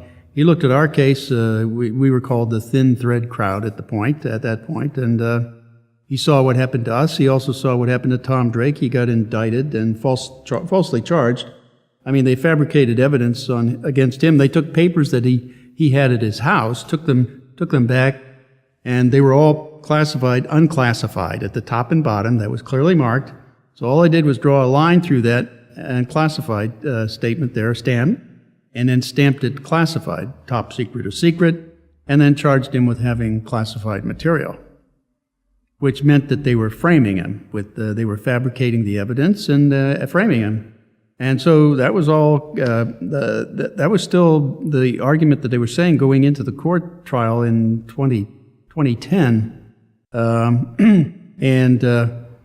They were still going to charge him with that, but the defense attorneys had hired Jim Bamford to be a consultant for them, And Jim went out and found almost all of the data that they were claiming was classified that Tom Drake had was already on the web or out there in the public domain, put out there by NSA. And so Jim took all that data into the court, gave it to Judge Bennett, who was trying the case, and said, here's all the data they are charging with as being classified that they already put out there in the public domain as unclassified. So, I mean, the judge obviously got the very clear impression that they were framing him. In other words, and so, I mean, I felt that they should have been charged with that at that time. That's a felony. I mean, they should have been disbarred. They should have been thrown out of the DOJ. They should have been barred from court, certainly from arguing anything in any of the courts. But none of that happened. All Judge Bennett did was read them the riot act, and they went away, and that was the extent of their punishment. You explained that there's basically 3 different levels or 3 different sectors of places you could blow the whistle in your position. You could go to the Department of Defense, Inspector General's office. You could go to the Justice Department, or you could go to the Senate Intelligence Committee. Which of those 3 did you choose, or did you explore all 3 options before? Actually, went to all of them. We went to the Department of Defense Inspector General, the Department of Justice Inspector General, the Intelligence Committee in the House. We even touched on some of the Senate side. We also talked to individual members in Congress that were not on those committees. So we took all the avenues that were available to us under the Constitution and also under the government regulations. And so that's what Snowden looked at, and he said, obviously, when you're blowing the whistle on illegality and criminality and unconstitutional activity of the U.S. government on it, you can't go through normal channels, because all they'll do is come back at you with all the force they have, which is what they did to us. That's what he saw, and that's why he decided to do what he did. On March 30th, 2011, there was an article talking about, it was the FBI, I think it was Director Mueller, talking about how they could get data on you in the future, of course, because they could surveil you, but they could also bring up the data from the past. So how would they be able to have data on American citizens from the past in a constitutional way? Well, they wouldn't, obviously, but what he was saying was he had set up a technology database with the Department of Defense, where he could make one query. With one query, he could get all past emails and all future ones as they came in on a person, which meant that he was tapping into the NSA database of collected data off the fiber optic lines of the internet and looking at all the stored emails that they had on a person, and then also putting them out there as a target so that any time NSA collected any of that data, that it hit their target designator, it would forward it to the FBI. So that's the way they would get all past and all future emails as they came in. And it's blatantly unconstitutional, because it's a collection of everything on the fiber network, all the emails of everybody in the United States.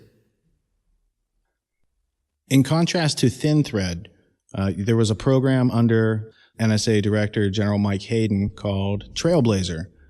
Can you compare and contrast the 2 programs, and how is Trailblazer adversely affecting the lives of American people? Well, Trailblazer is not affecting anything right now because it was a total failure. It didn't produce anything. But that was the program they wanted to use to justify spending all the money for volume, velocity, and variety of data in the digital age, and that was the one they trumped up the justification to get all the money to begin with. That's why they had to kill the program we were doing. Otherwise, they wouldn't have a justification to continue the Trailblazer program. So that's how you get rid of it, and you can then feed the corporations and build their empires as well as your own, and continue that process for a very long time. In fact, one of the contractors that was running some of the programs said, we can milk this program for 15 years. Well, they're pretty much coming up on the 15th year now, and they're still milking it. The people that were involved in your whistleblowing, the superiors who were violating the Constitution, were they aware that they were violating their oaths of office? Oh yeah, that's why they had to keep it secret. That's why this is all done in secret, because it was a clear violation of the Constitution, and anybody that would and for example, when they came out, they originally, after they got it started in October 2001, they had Admiral Poindexter come out with a quote from DARPA saying, we'd like to start a TIA program, Total Information Awareness Program, that talked about collecting all the data on everybody, which was exactly what they'd already started doing. And they sent him out basically to test the waters to see how the reaction would be to doing that kind of thing. And right away, Congress reacted. People did from around the country. They lobbied Congress to have it canceled and killed. And that's what happened to that. So Admiral Poindexter's program was terminated. They were unfunding the TIA program. What they didn't know was the TIA program was already running at NSA. And it just kept going and getting bigger from that point. They just that simply told them that they had to keep it secret, that they couldn't tell Congress and they couldn't tell the American public what they were doing. So they have to keep it all secret to continue it, and that's exactly the way they went. The NSA's general counsel at one point was quoted as saying that they don't even need content as long as they have metadata. What's the importance of metadata, and what can people do with it in a surveillance situation? Well, metadata is like it gives you the big picture of what you're doing. It shows your entire community of who you're interacting with and who you're dealing with in certain issues. If you're in a work environment, it has to do with your work. If you're at home, it has to do, or it does with your family. These are like subsets of your social network. And that shows you the involvement, the extent of involvement that you're involved in. For example, the IRS can look into that database and see if someone is involved with the Tea Party, anybody in the country, they can check that out to see if they're involved with that Tea Party, because they've got all those relationships already tagged and labeled and filed. So it wouldn't be difficult at all to be able to see if they're involved and whether they can make that decision, like I'm sure the people in the IRS did, as to whether or not they wanted to slow roll or delay their getting 501c3 status, which is fundamentally what they did. So, I mean, these are the kinds of things you can do with that kind of data, and it's just a total subversion of the rights of everyone. Plus, it basically makes the entire population of the country feel that they're being watched all the time, which they are, but not physically. You know, that's the point. But that then affects how they then start changing how they operate, and I refuse to do that. I figure I will say everything I have to say out in public, so that if they want to charge me with something, I've said it in public so that everybody can hear it, not just the collectors at NSA or the FBI looking at it. Can the public resist the tyranny that it doesn't know exists? Well, that's the whole point. You know, first you have to have knowledge of it. You have to have an informed electorate to be able to make a decision politically, and you have to have an informed population for them to make a decision whether or not they want this kind of activity with their government doing this or not. I mean, unless they know for sure. I mean, the government continues to lie that they don't collect content, but they've been doing this all along on everybody that they can possibly get. The Fairview program shows all the tap points that they're using to do that. They're recording all your phone calls. If you're a target, you get transcribed and you're monitored all the time on everything you do and say. And it's all stored and searchable by FBI or DEA or anybody else in the government that they allow access to it. They are accumulating all this metadata on everybody you're related to and storing recordings of everybody else's conversations they can possibly get. So that's how Tim Clementi, ex-FBI agent, could come on CNN right after the Boston bombings and say that the intelligence community and the FBI have ways and means of getting back to a phone conversation that one of the Tsarnaev brothers had with his wife prior to the bombing. Well, the only way you can get back to it is because they've recorded it. And it's stored and indexed, and so they can get back to it and transcribe it. That's how they do that. I mean, that's the data that I'm sure they only have a window of time to look at that data, probably something on the order of a month, 20 to 30 days, perhaps, something like that. It takes a lot of digital storage space to do that, so. But they've certainly got they've certainly had the money to do it, so. And they've according to the Fairview program, they certainly have the tapping points to do it. What's the role of propaganda in a totalitarian regime?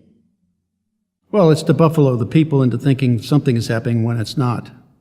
It's the narrative of the administration that's in charge that they want the public to believe it, and they use that propaganda, various techniques like repetitive assertions, multiple people saying the same thing, adds credibility, supposedly. and whether or not it's people from the administration, people from Congress, or people from the courts, So getting people in multiple disciplines and multiple levels of the administration saying the same thing over and over and over again gets people over time thinking that that's really true, when in fact it's not. What can be done to fix the NSA?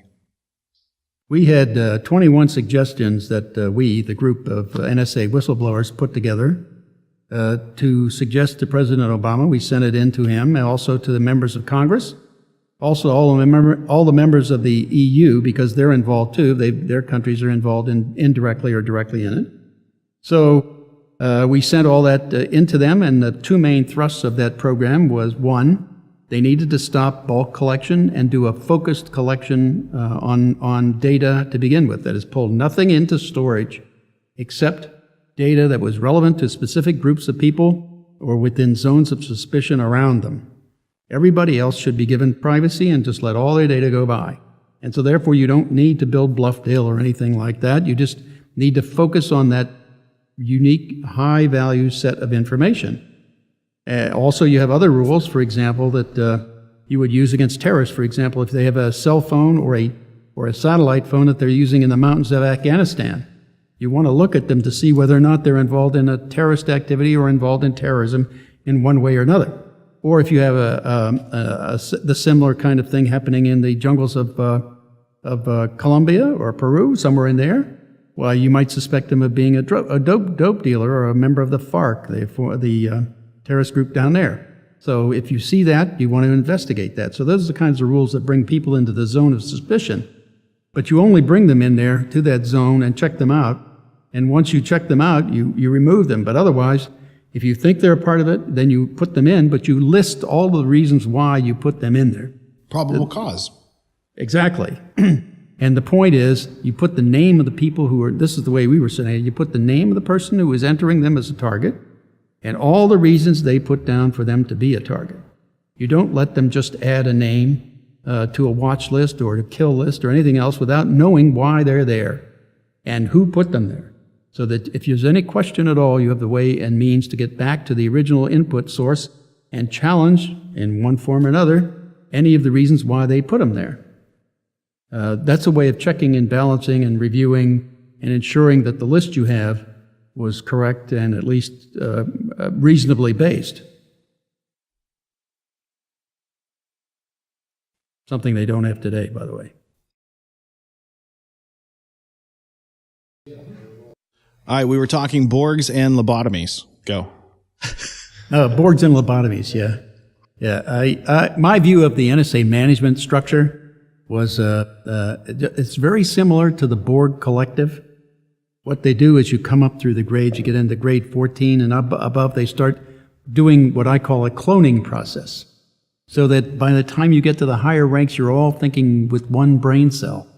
That is, if the collective says, here is the procedure, here's where we're going, this is what we're doing, we all adopt that same thought. So it basically says, I'm not interested in creativity or innovation that might disrupt the Borg collective thought. So let's all think with this one brain cell. So I basically took the position that the only way to reform NSA was to give it double lobotomies down to at least 5 layers of management, and then move them off to the side, put them in the corner so they can't disturb anything. So that way you can then take the workforce and do something effective and actually solve the problems and move on. But you have to get rid of the management because they're infected with this mentality of how things work. And I include lawyers in that and everybody at NSA in all levels. People who say it's legal even though it's unethical, immoral, irrational, Well, they're claiming it's legal because they got a law passed out of Congress that Congress still doesn't realize that even Sensenbrenner, who wrote the Patriot Act, said, we never intended you to be able to do what you're doing with this bulk collection of business records. Well, I mean, that's the violation of the intent of Congress right there. The guy wrote the Patriot Act, so and he got it passed on that basis. And everything after that's been a distortion, a secret interpretation of this or that in the Patriot Act. and they never come out and tell anybody what they're really doing or what their real understanding or secret interpretation is. That's because they're too afraid. They're cowards. They're hiding behind a secret interpretation applied with a secret court in secret by a secret government.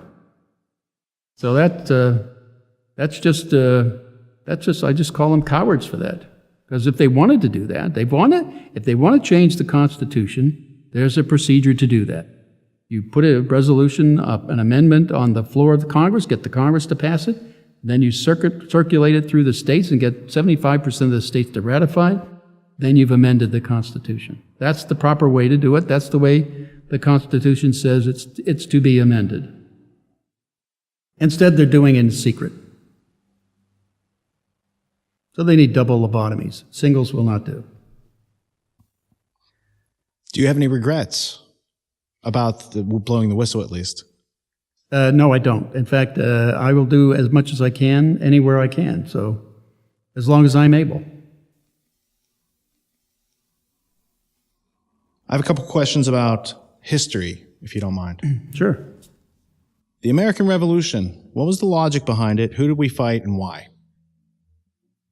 Well, I mean, it came out of our dictator, George III, right? He was over in England ordering his troops to go investigate anybody he wanted, have them break into any home, do anything, take anything they want, and those kinds of, and they were taxing without representation and all that too. So it was basically what a totalitarian state does to its population, anything they want, right? So that was the fundamental reason. And then they had these general writs that they would give to the military, the British military, that they could go around and show at any house, anywhere, or any business, and go in and look around, take whatever they want. So that's a general writ, which turned into be a general warrant. That's why we created the Fourth Amendment to bar governments, even the central government, ours too, which is my primary concern, was that our government could not just have a general writ like the FISA court ordered with the Verizon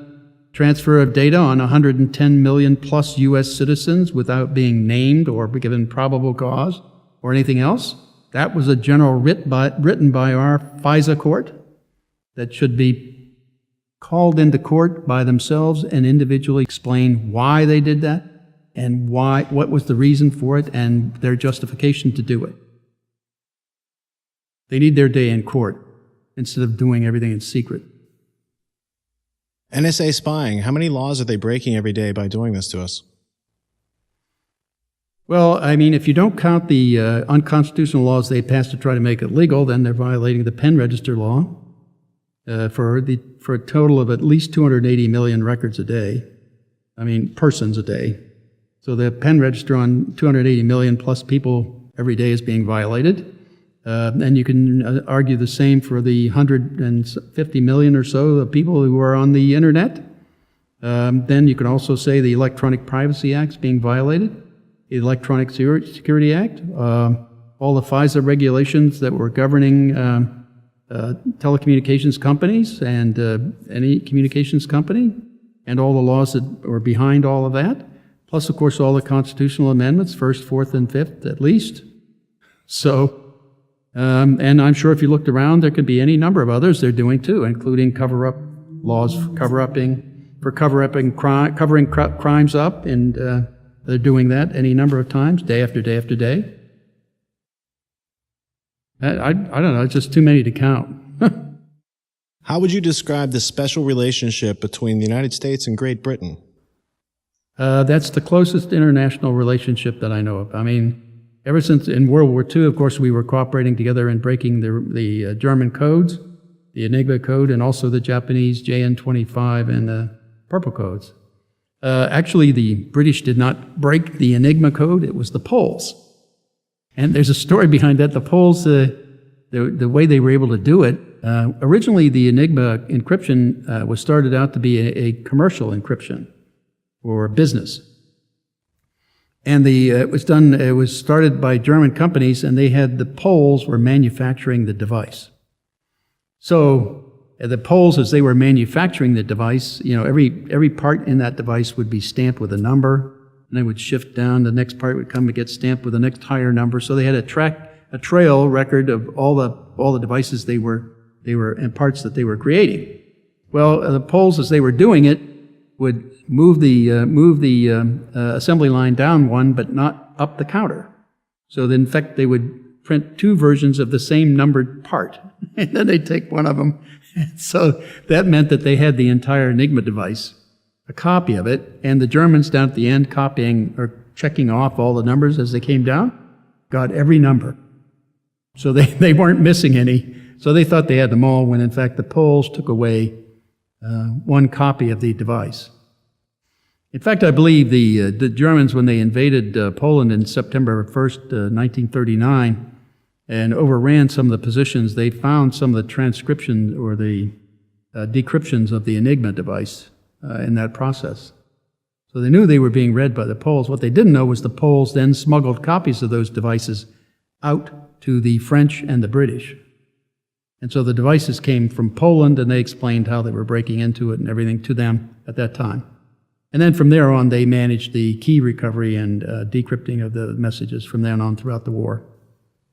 And after the war, we continued that special relationship, fighting the Cold War, fighting against the Soviets. Can you describe what it was like? Well, yeah, it was a continuation. I mean, the Five Eyes were the English-speaking countries, the U.S., Canada, U.K., New Zealand, and Australia. That was the Five Eyes group, and we were basically cooperating very closely on breaking codes and intercepting information during World War II, and that simply continued thereafter. So we had this worldwide cooperative effort to do SIGINT around the world, and it evolved into the Cold War. So we went in and changed, and we switched from focusing on the Germans and the Japanese, and focused now on the Russians. So that just simply continued. What's the relationship between NSA and GCHQ? Well, I mean, they're fundamentally integrated operations. They share everything they do. So it's like I say, the closest relationship that I'm aware of in the government. Simply because it takes so much effort to be able to break into crypt systems and things like that, and solve problems like that it takes a really close cooperation and coordination. And that's the closest relationship that I know of. Have you ever heard of Operation Gladio? No. Okay. No. I mean, when I left NSA, they were running over 2,000 programs. Each one had their own name. So that's... Okay, so I'll just take 30 seconds here. Operation Gladio is a joint effort by British and American stay-behind forces in Europe to fight against the Soviets. And so it sounds like a really good reason that we're working together and we're doing that. But Gladio later was morphed into, once there was a nuclear standoff in the mid-'60s, it was morphed into a terrorist and black ops network, drug smuggling. And there's a whole, there's like 60-year history of this going on. It's trained by British, funded by Americans. It's a joint relationship that continued after World War II, so I didn't know if that had ever come on your radar. You mean smuggling dope? Well, the fact that there was an official way to use black budgets and tax dollars to have these terrorist forces to stir up events so that, it's Hegelian dialectic. Well, I mean, I know of some other cases like programs Watchtower, Pegasus, and Amadeus. Those were programs used during the Reagan administration, where the CIA ran programs to smuggle drugs into the United States, to sell it on the streets of the United States, get money from that, and use that money to buy guns for the Contras in Honduras and fighting in Nicaragua. So I knew they did that. They did similar things, I think, in the Golden Triangle when we were in Southeast Asia. CIA again was ran the planes smuggling the drugs. A continuity of the British East India Company's opium empire. I mean, it could very well be. I don't know. General Mike Hayden had a curious rise to power under George Bush the First. Could you describe that in relation to Iran-Contra and Poindexter and Pegasus, Watchtower, and Amadeus? I only found that out because I was watching a TV program, the drug war in the United States, the America's Drug War, something like that was the title of it, on PBS, I believe it was. And they were going through the drug war and who was involved, and They got into the Iran-Contra affair and how the CIA was smuggling drugs into the country, and how Admiral Poindexter, I think, took the fall for that. But as a part of his group on the National Security Council was Colonel Michael Hayden. And so I think he was kind of helpful at covering up the activity, as were all of the others involved in it, to cover it up and take the blame and take it away from George H.W. Bush, who was a vice president at the time, former chief of the CIA, who quite clearly, in my mind, got them to do the smuggling of the drugs to get money to finance get the money for guns for the Contras. So there's a direct connection there. So I think that's something that's never really been investigated or come out publicly either. So, how has Clapper, Hayden, and Keith Alexander deceived the American people with respect to destroying constitutional rights? Well, they keep lying about what the NSA has been doing. They don't come out and tell them what their secret interpretation is, so that permits them to do what they're doing. They don't come out. They're not honest on any of these fronts. They keep saying, "Well, we don't do content." Well, that's obviously false. Thomas Tam knew that from the DOJ. He could see the evidence of the FBI pulling in that data to use it to get warrants. So, I mean, it was clearly from warrantless wiretaps. So, and the FBI clearly had a warrantless wiretap on us prior to the raids they pulled in 2002. So they aren't being honest about any of that, but they're doing this on everybody. And Mueller testified to the Senate Judiciary Committee in March of 2011 that he had this database to use to get past emails and all future ones as they come in on a person. Well, that's coming out of the NSA collection, out of the Fairview program and other programs. So it's the consolidated databases they're putting together on U.S. citizens. Domestic spying. And they're not being honest about that. General Mike Hayden recently said that the NSA uses metadata to kill people. Yep. Is that an accurate statement? And if so, how is metadata used for the NSA to select their targets? And by targets, I'm assuming they're threats. And what are we a threat to, we the citizens of America? Well, first of all, to do targeting for the drone strikes or any other strike, they do GPS locations using cell phones and things like that, computers. So you can get the GPS coordinates for you. That's accurate enough for a drone strike. Then they can lock on visually with the drone and then track you once they get that lock on and fire the missile. The problem is they don't verify the target. That is, I can give you my cell phone if I'm a target and say, why don't you take my cell phone and use it for a few days, So you can be out there roaming around with my cell phone. They think you are me because of my attributes on that cell phone. And so if they're going to run a strike at that time, you get hit, I don't. So they need to verify the target before they do the strikes. And the second objection I had to it was what's called in their terms a double tap. A double tap means once you do a strike with a drone or with a gunship, like in the gunship murders in Iraq with the where they killed all those people with the helicopter gunship standing off a mile or so, shooting without any problem. I mean, they said they thought they had guns, but they clearly didn't. I mean, I looked at the film too; they didn't have guns.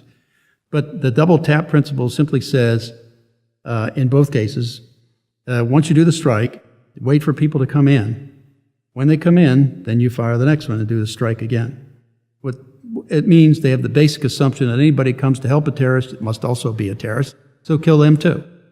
That's like that fellow who was driving along, saw this one fellow bleeding on the road, stopped, got out, tried to help him, put him in his car, take him to the hospital or something, and they shot him and his kids in the car. That's the same thing. I call that random slaughter. That's not a disciplined intelligence process at all. I mean, that's just slaughter. The NSA collects metadata on citizens. It then selects targets and then could call upon a drone. Has that process ever led to the drone strike killing of an American citizen? It has overseas with Arlaki and his son, but not in the United States. I think there was one other one too, but I can't remember the name. But that has been done, yeah, in Yemen. So they're allowed to hit U.S. citizens as long as we're not in the country? Well, that was the question that was asked of Attorney General, of the current Attorney General at one point in Congress. I can't remember, and it was Rand Paul who asked that question, I believe, trying to get an answer from him. And finally he did, I think, and he said that they would not do that inside the United States. But just the fact that it took him so he had to say it so many times and keep going back to that question says that even that answer is in question. So I'm not sure where our government. You see, you can't trust our current government. They just don't tell you the truth anyway. They'll say, well, we had this secret interpretation. Congress passed the law. We had a secret interpretation, but they passed it again, so they must agree with our secret interpretation. When in fact the words in the law don't say what they're doing. So it's all hypocritical, and they're all basically criminals in my mind. In a post 9/11 world, the idea of being spied on is no longer surprising. It's because we need to preserve our freedom and liberty in this country, and we have to lose our privacy. And that rhetoric has been out there for 13 years. The Snowden leaks led to a lot more clarity with respect to what it means to live in this post 9/11 world. And NBC News recently published Inside the Mind of Edward Snowden with the headline, "Exclusive: Snowden docs show British spies used dirty tricks." And when you read into it, it's about this group called the Joint Threat Research Intelligence Group, or JTRIG, which is part of GCHQ. If you're familiar with JTRIG, could you tell me a little bit about it? I'm not, so I can't. But because that happened after I left, I mean, I haven't been there for 13 years. So a lot of water has gone under the. But I'm reading up on it on the Snowden material, but I don't have any firsthand knowledge of that. So one of the documents that was related to that was a GCHQ Five Eyes document that had a picture of a guy holding up a picture that said, "I'm not trying to impress you, but I'm Batman." And it was titled "The Art of Deception: Training a New Generation of Online Covert Operations." And again, this is something that's coming out of JTRIG and GCHQ in alliance with the NSA's programs, at least. So those were some of the things that I thought were interesting. I'm sure if you look into these types of things, they didn't happen when you were there, but I think you could see how the history that occurred while you were there has led into bigger and badder ways to spy on us in a more comprehensive manner. Yeah, well, that's a typical way that FBI would do entrapment procedures. They would try to entrap people by pretending to be who they weren't, and soliciting things. That's fundamentally how most of the cases that they say they've stopped have been stopped. I mean, it's people they solicit to do terrorism. When in fact the Leahy Committee, the Senate Judiciary Committee, querying the NSA, Alexander and all, said they started out saying, first of all, that the program, meaning the domestic spying program, prevented 56 terrorist attacks in the United States. And then when they were challenged by the committee over and over again, they finally boiled it down to one. And they said, well, we got this fellow who transferred $8,500 to Al-Shabaab in North Africa, and that was one that this program stopped. Well, if the one end is in North Africa, that's not a domestic collection issue. So the answer is really zero. So their claim that this prevents terrorist attacks is absolutely false. It has prevented zero. All it's done is given the FBI a treasure trove to look at for persecution or arresting anybody they want. That's what it's done. And that's the big user of it. And those are the people who aren't even monitored by the courts as to how they're using the data. It's all, if you've listened to all the rhetoric coming out of the administration, it's all about the analysts at NSA, when in fact they're not the real problem. The real problem is FBI and DEA and DHS and IRS.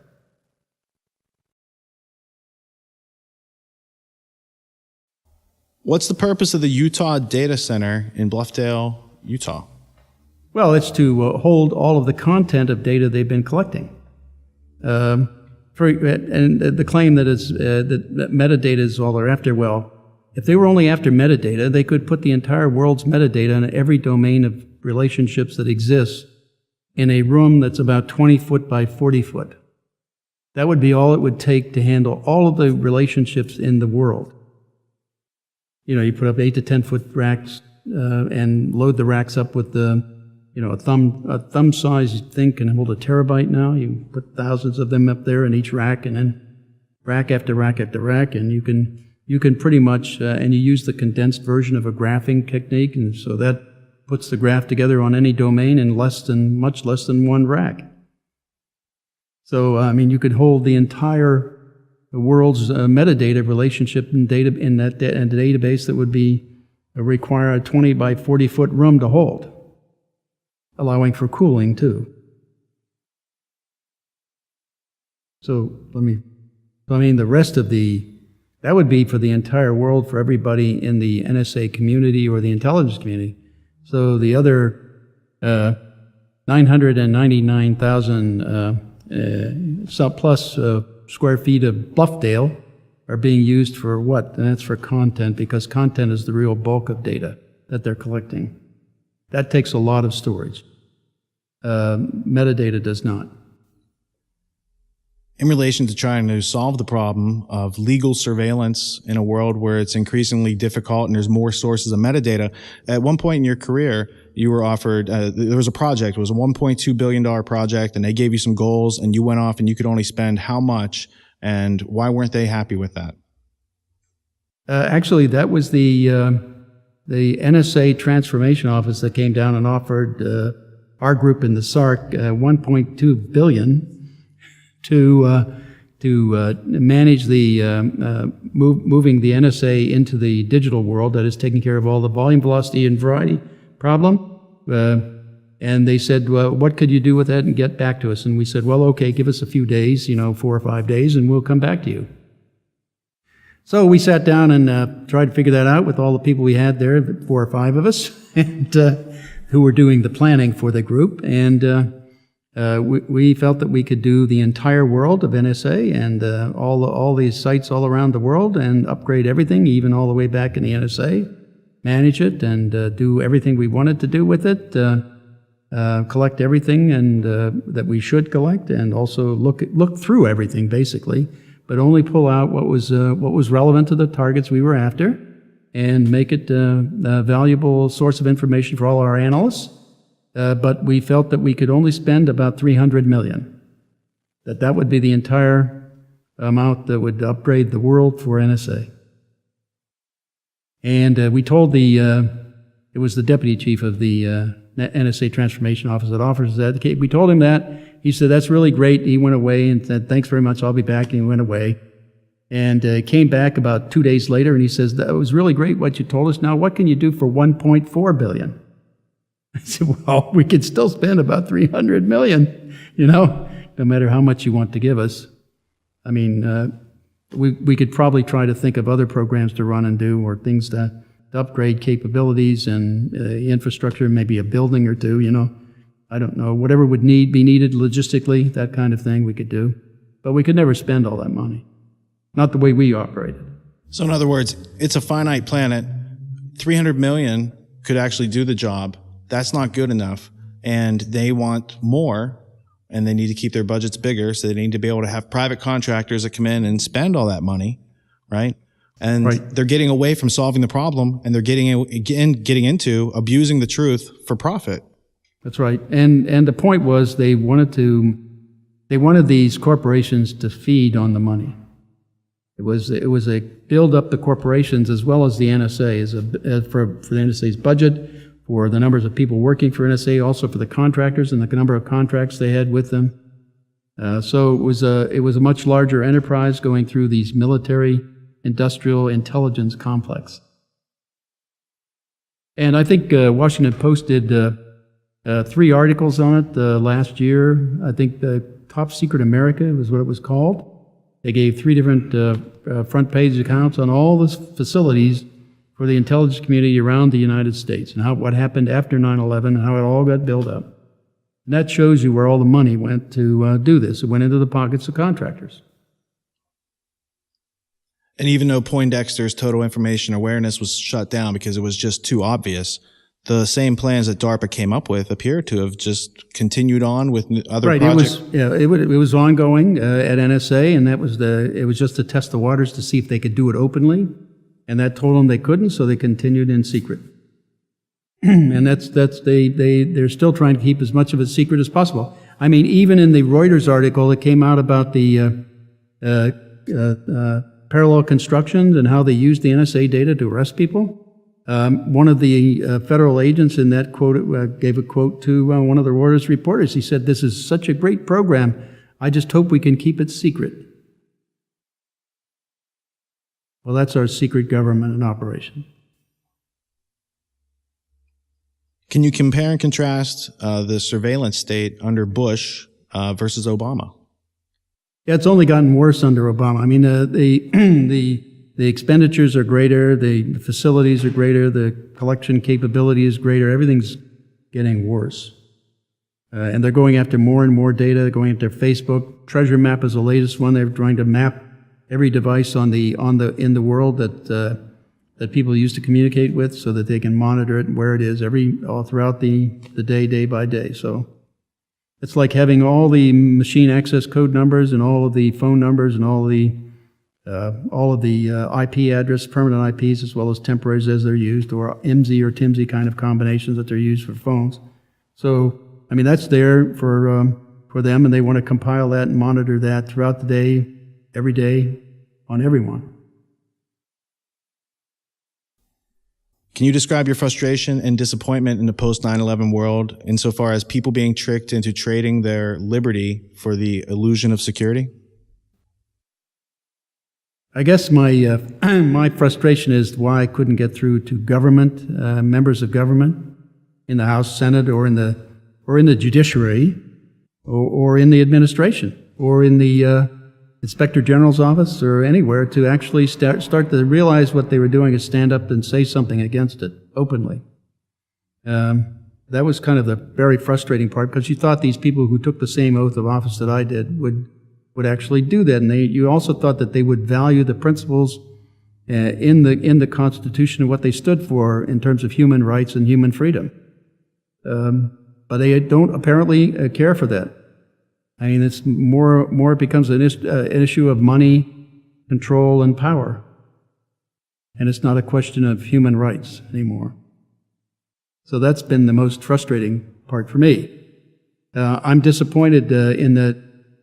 I'm really more disappointed in the American public that they aren't more irritated. I mean, they're starting to get there, but it's taking a long time. They aren't. I guess not too many remember history, or not too many think of history. Well, I can understand the fact that we haven't had a totalitarian ruler here since George III, so about 240 years. Whereas the Germans, the Germans are really sensitive to this stuff. Why? Because they've got living memory of people who used to live under the Stasi, or people who used to live under, still some of them, under the Gestapo and the SS. They know firsthand what a totalitarian state is like to live under. And even a German couple told to Tom Drake when he was over there visiting one time, they said, we are in a post-fascist state. You're in a pre-fascist state and don't even know it. So I think the American public needs to wake up and start standing up and opposing this and firing bums in Washington that don't do the right thing by the Constitution. We need to fire them all. And you do that by voting, by the way. You were quoted in the past as saying, it's disgusting that all those people had to die. It's disgusting that our government did that. Yeah. Why is it disgusting? Because they had the way and means of preventing it. All they had to do was adopt it starting in January 2001, and these guys wouldn't have gotten to square one. Because all the data that they were using, they were communicating still, and it was all the evidence was there. And it was in the databases, they just couldn't get to it. Well, the program we had would have pulled it out immediately and shoved it in everybody's face, not just in NSA, but around the intelligence community, so they wouldn't have had a chance to miss it. In other words, no one person could ignore it anywhere in the system. It wasn't dependent on people to pick it out. So, I mean, that was the way to handle that. That would have stopped it almost immediately. I mean, those guys could never have landed in San Diego from Kuala Lumpur without us knowing it before they got off the plane. Actually, after they got on the plane, we know it. So, So we should have been prepared immediately when they landed to follow them and map out the entire network of collaborating terrorists inside the country, just from that. Is it unreasonable to ask the question whether or not the NSA took a dive in order to take some money, grow their budget, grow their power, grow their empire? I think the emphasis was to ignore things that would be helpful, to promote the budget. That was the general trend, and I don't think any of them anticipated what would happen, but surely they could anticipate that they were making the country vulnerable in the process. That was easy to understand, and so they were willing to take that risk to get the money, which that's why I accuse them of trading the security of our people for money. In 1 to 2 sentences, what do you want the American people and people of the planet to know about how things are right now in the 21st century? What I see happening is the intelligence communities or agencies of the world are gaining too much influence over government, how governments operate. And this is moving really to a Stasi state, basically. And it's not just the United States, it's countries all around the world. So I think in terms of oversight by any government, anywhere in the world, of intelligence agencies, they have to find and make sure they have ways and means of verifying what those agencies are telling them. They have to have outside sources coming in and validating what they're being told. I mean, otherwise these agencies will do basically whatever they want to do and tell whatever story they want to Congress or any other equivalent government organ anywhere in the world. So you have to be aware that these agencies are threatening what is fundamental to human rights everywhere.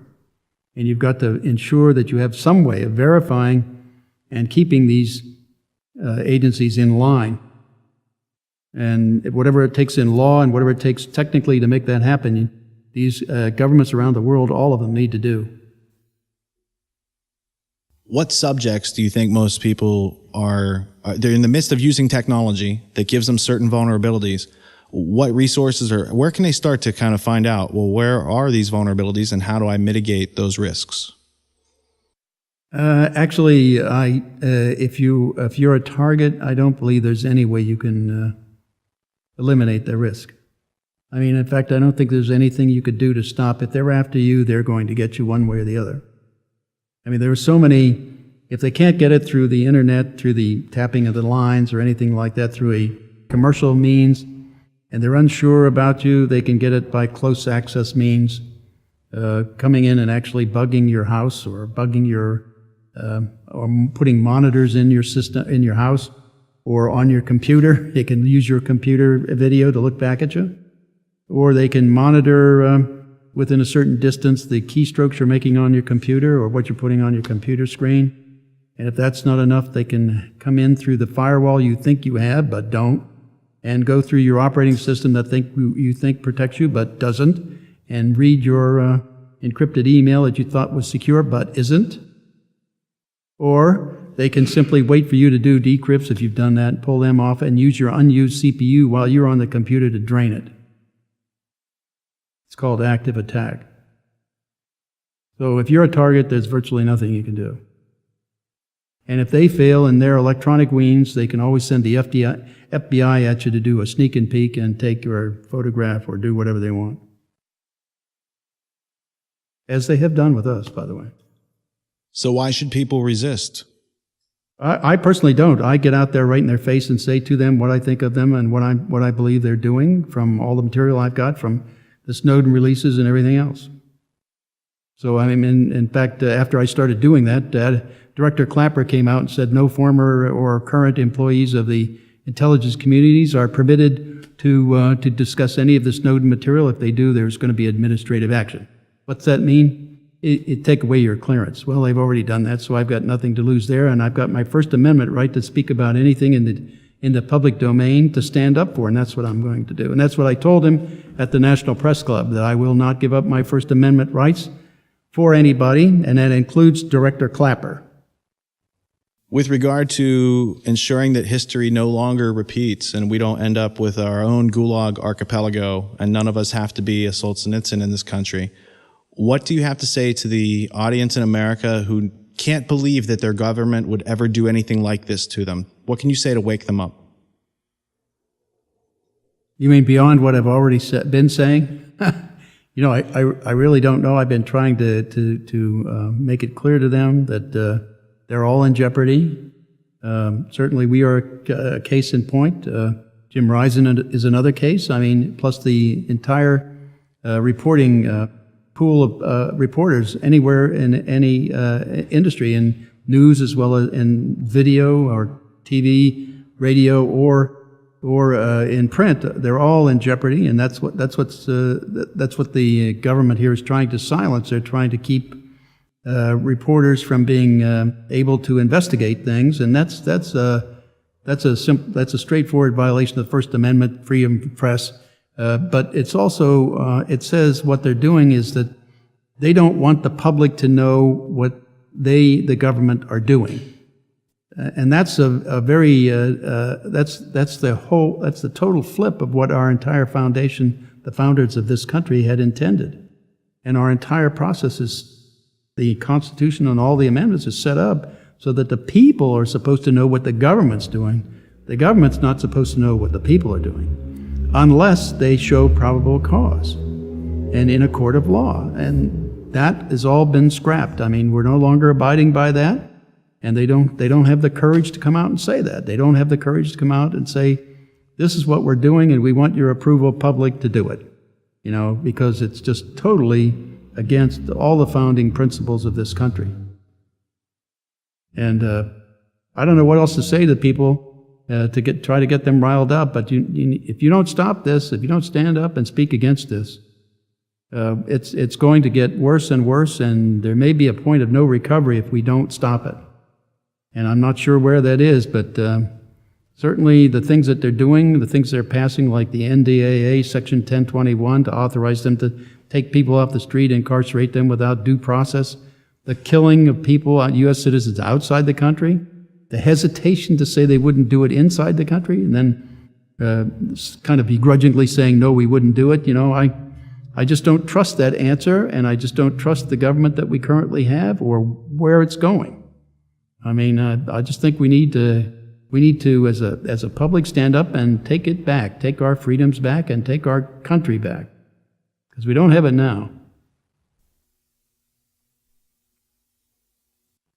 Okay. Bill, is there a question in your mind that I should have asked you that I didn't? I was going to email you and say, hey, I think after all these interviews, somebody didn't ask you a really good question. I want to ask that question, but I didn't want to send it because I didn't want to invite the NSA to comment. They might have answered it for me, right? A little insert there, like, go to hell, I can't make it, or something, they might have said that, right? No, I don't, I think you pretty much covered it. Like I say, you had a pretty good list there, so. Then you're off the hook. Thank you so much.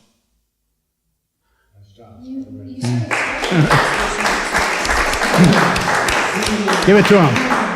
I'm depending on you guys to punch him in the face with it, right?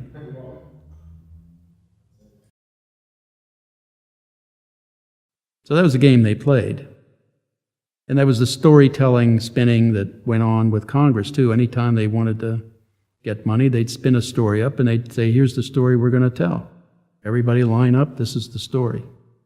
I'd say, wait a minute, there might be something, I don't want to do that. You can't get in line. It's corporate uber alles. In fact, Hayden wrote a Durgram 87 about us, which I have a copy. I can send you one if you want. It basically said we need to, once the corporation decides what we're going to do, we need everybody to, I don't want everybody to be totally submissive, but once we make the decision, everybody needs to get behind it and support it. And we don't want anybody going off the corner doing anything different, you see. That's that single thought, corporate uber alles, board collective thinking. And what it said to the technical people at NSA is, we don't want you being creative and innovative. That's what it said. It was very clear. So one of my friends, one of the seniors down in the old Russia shop that I'd left to be the world technical director, said that he found a quote from a 1906 speech that said exactly the same thing, except this one was given by Ilyich Lenin. And instead of the corporation, he said the party. Otherwise, the words are identical. He was a little more crisper and clearer, but said exactly the same thing. Once the party decides, get behind the party decision.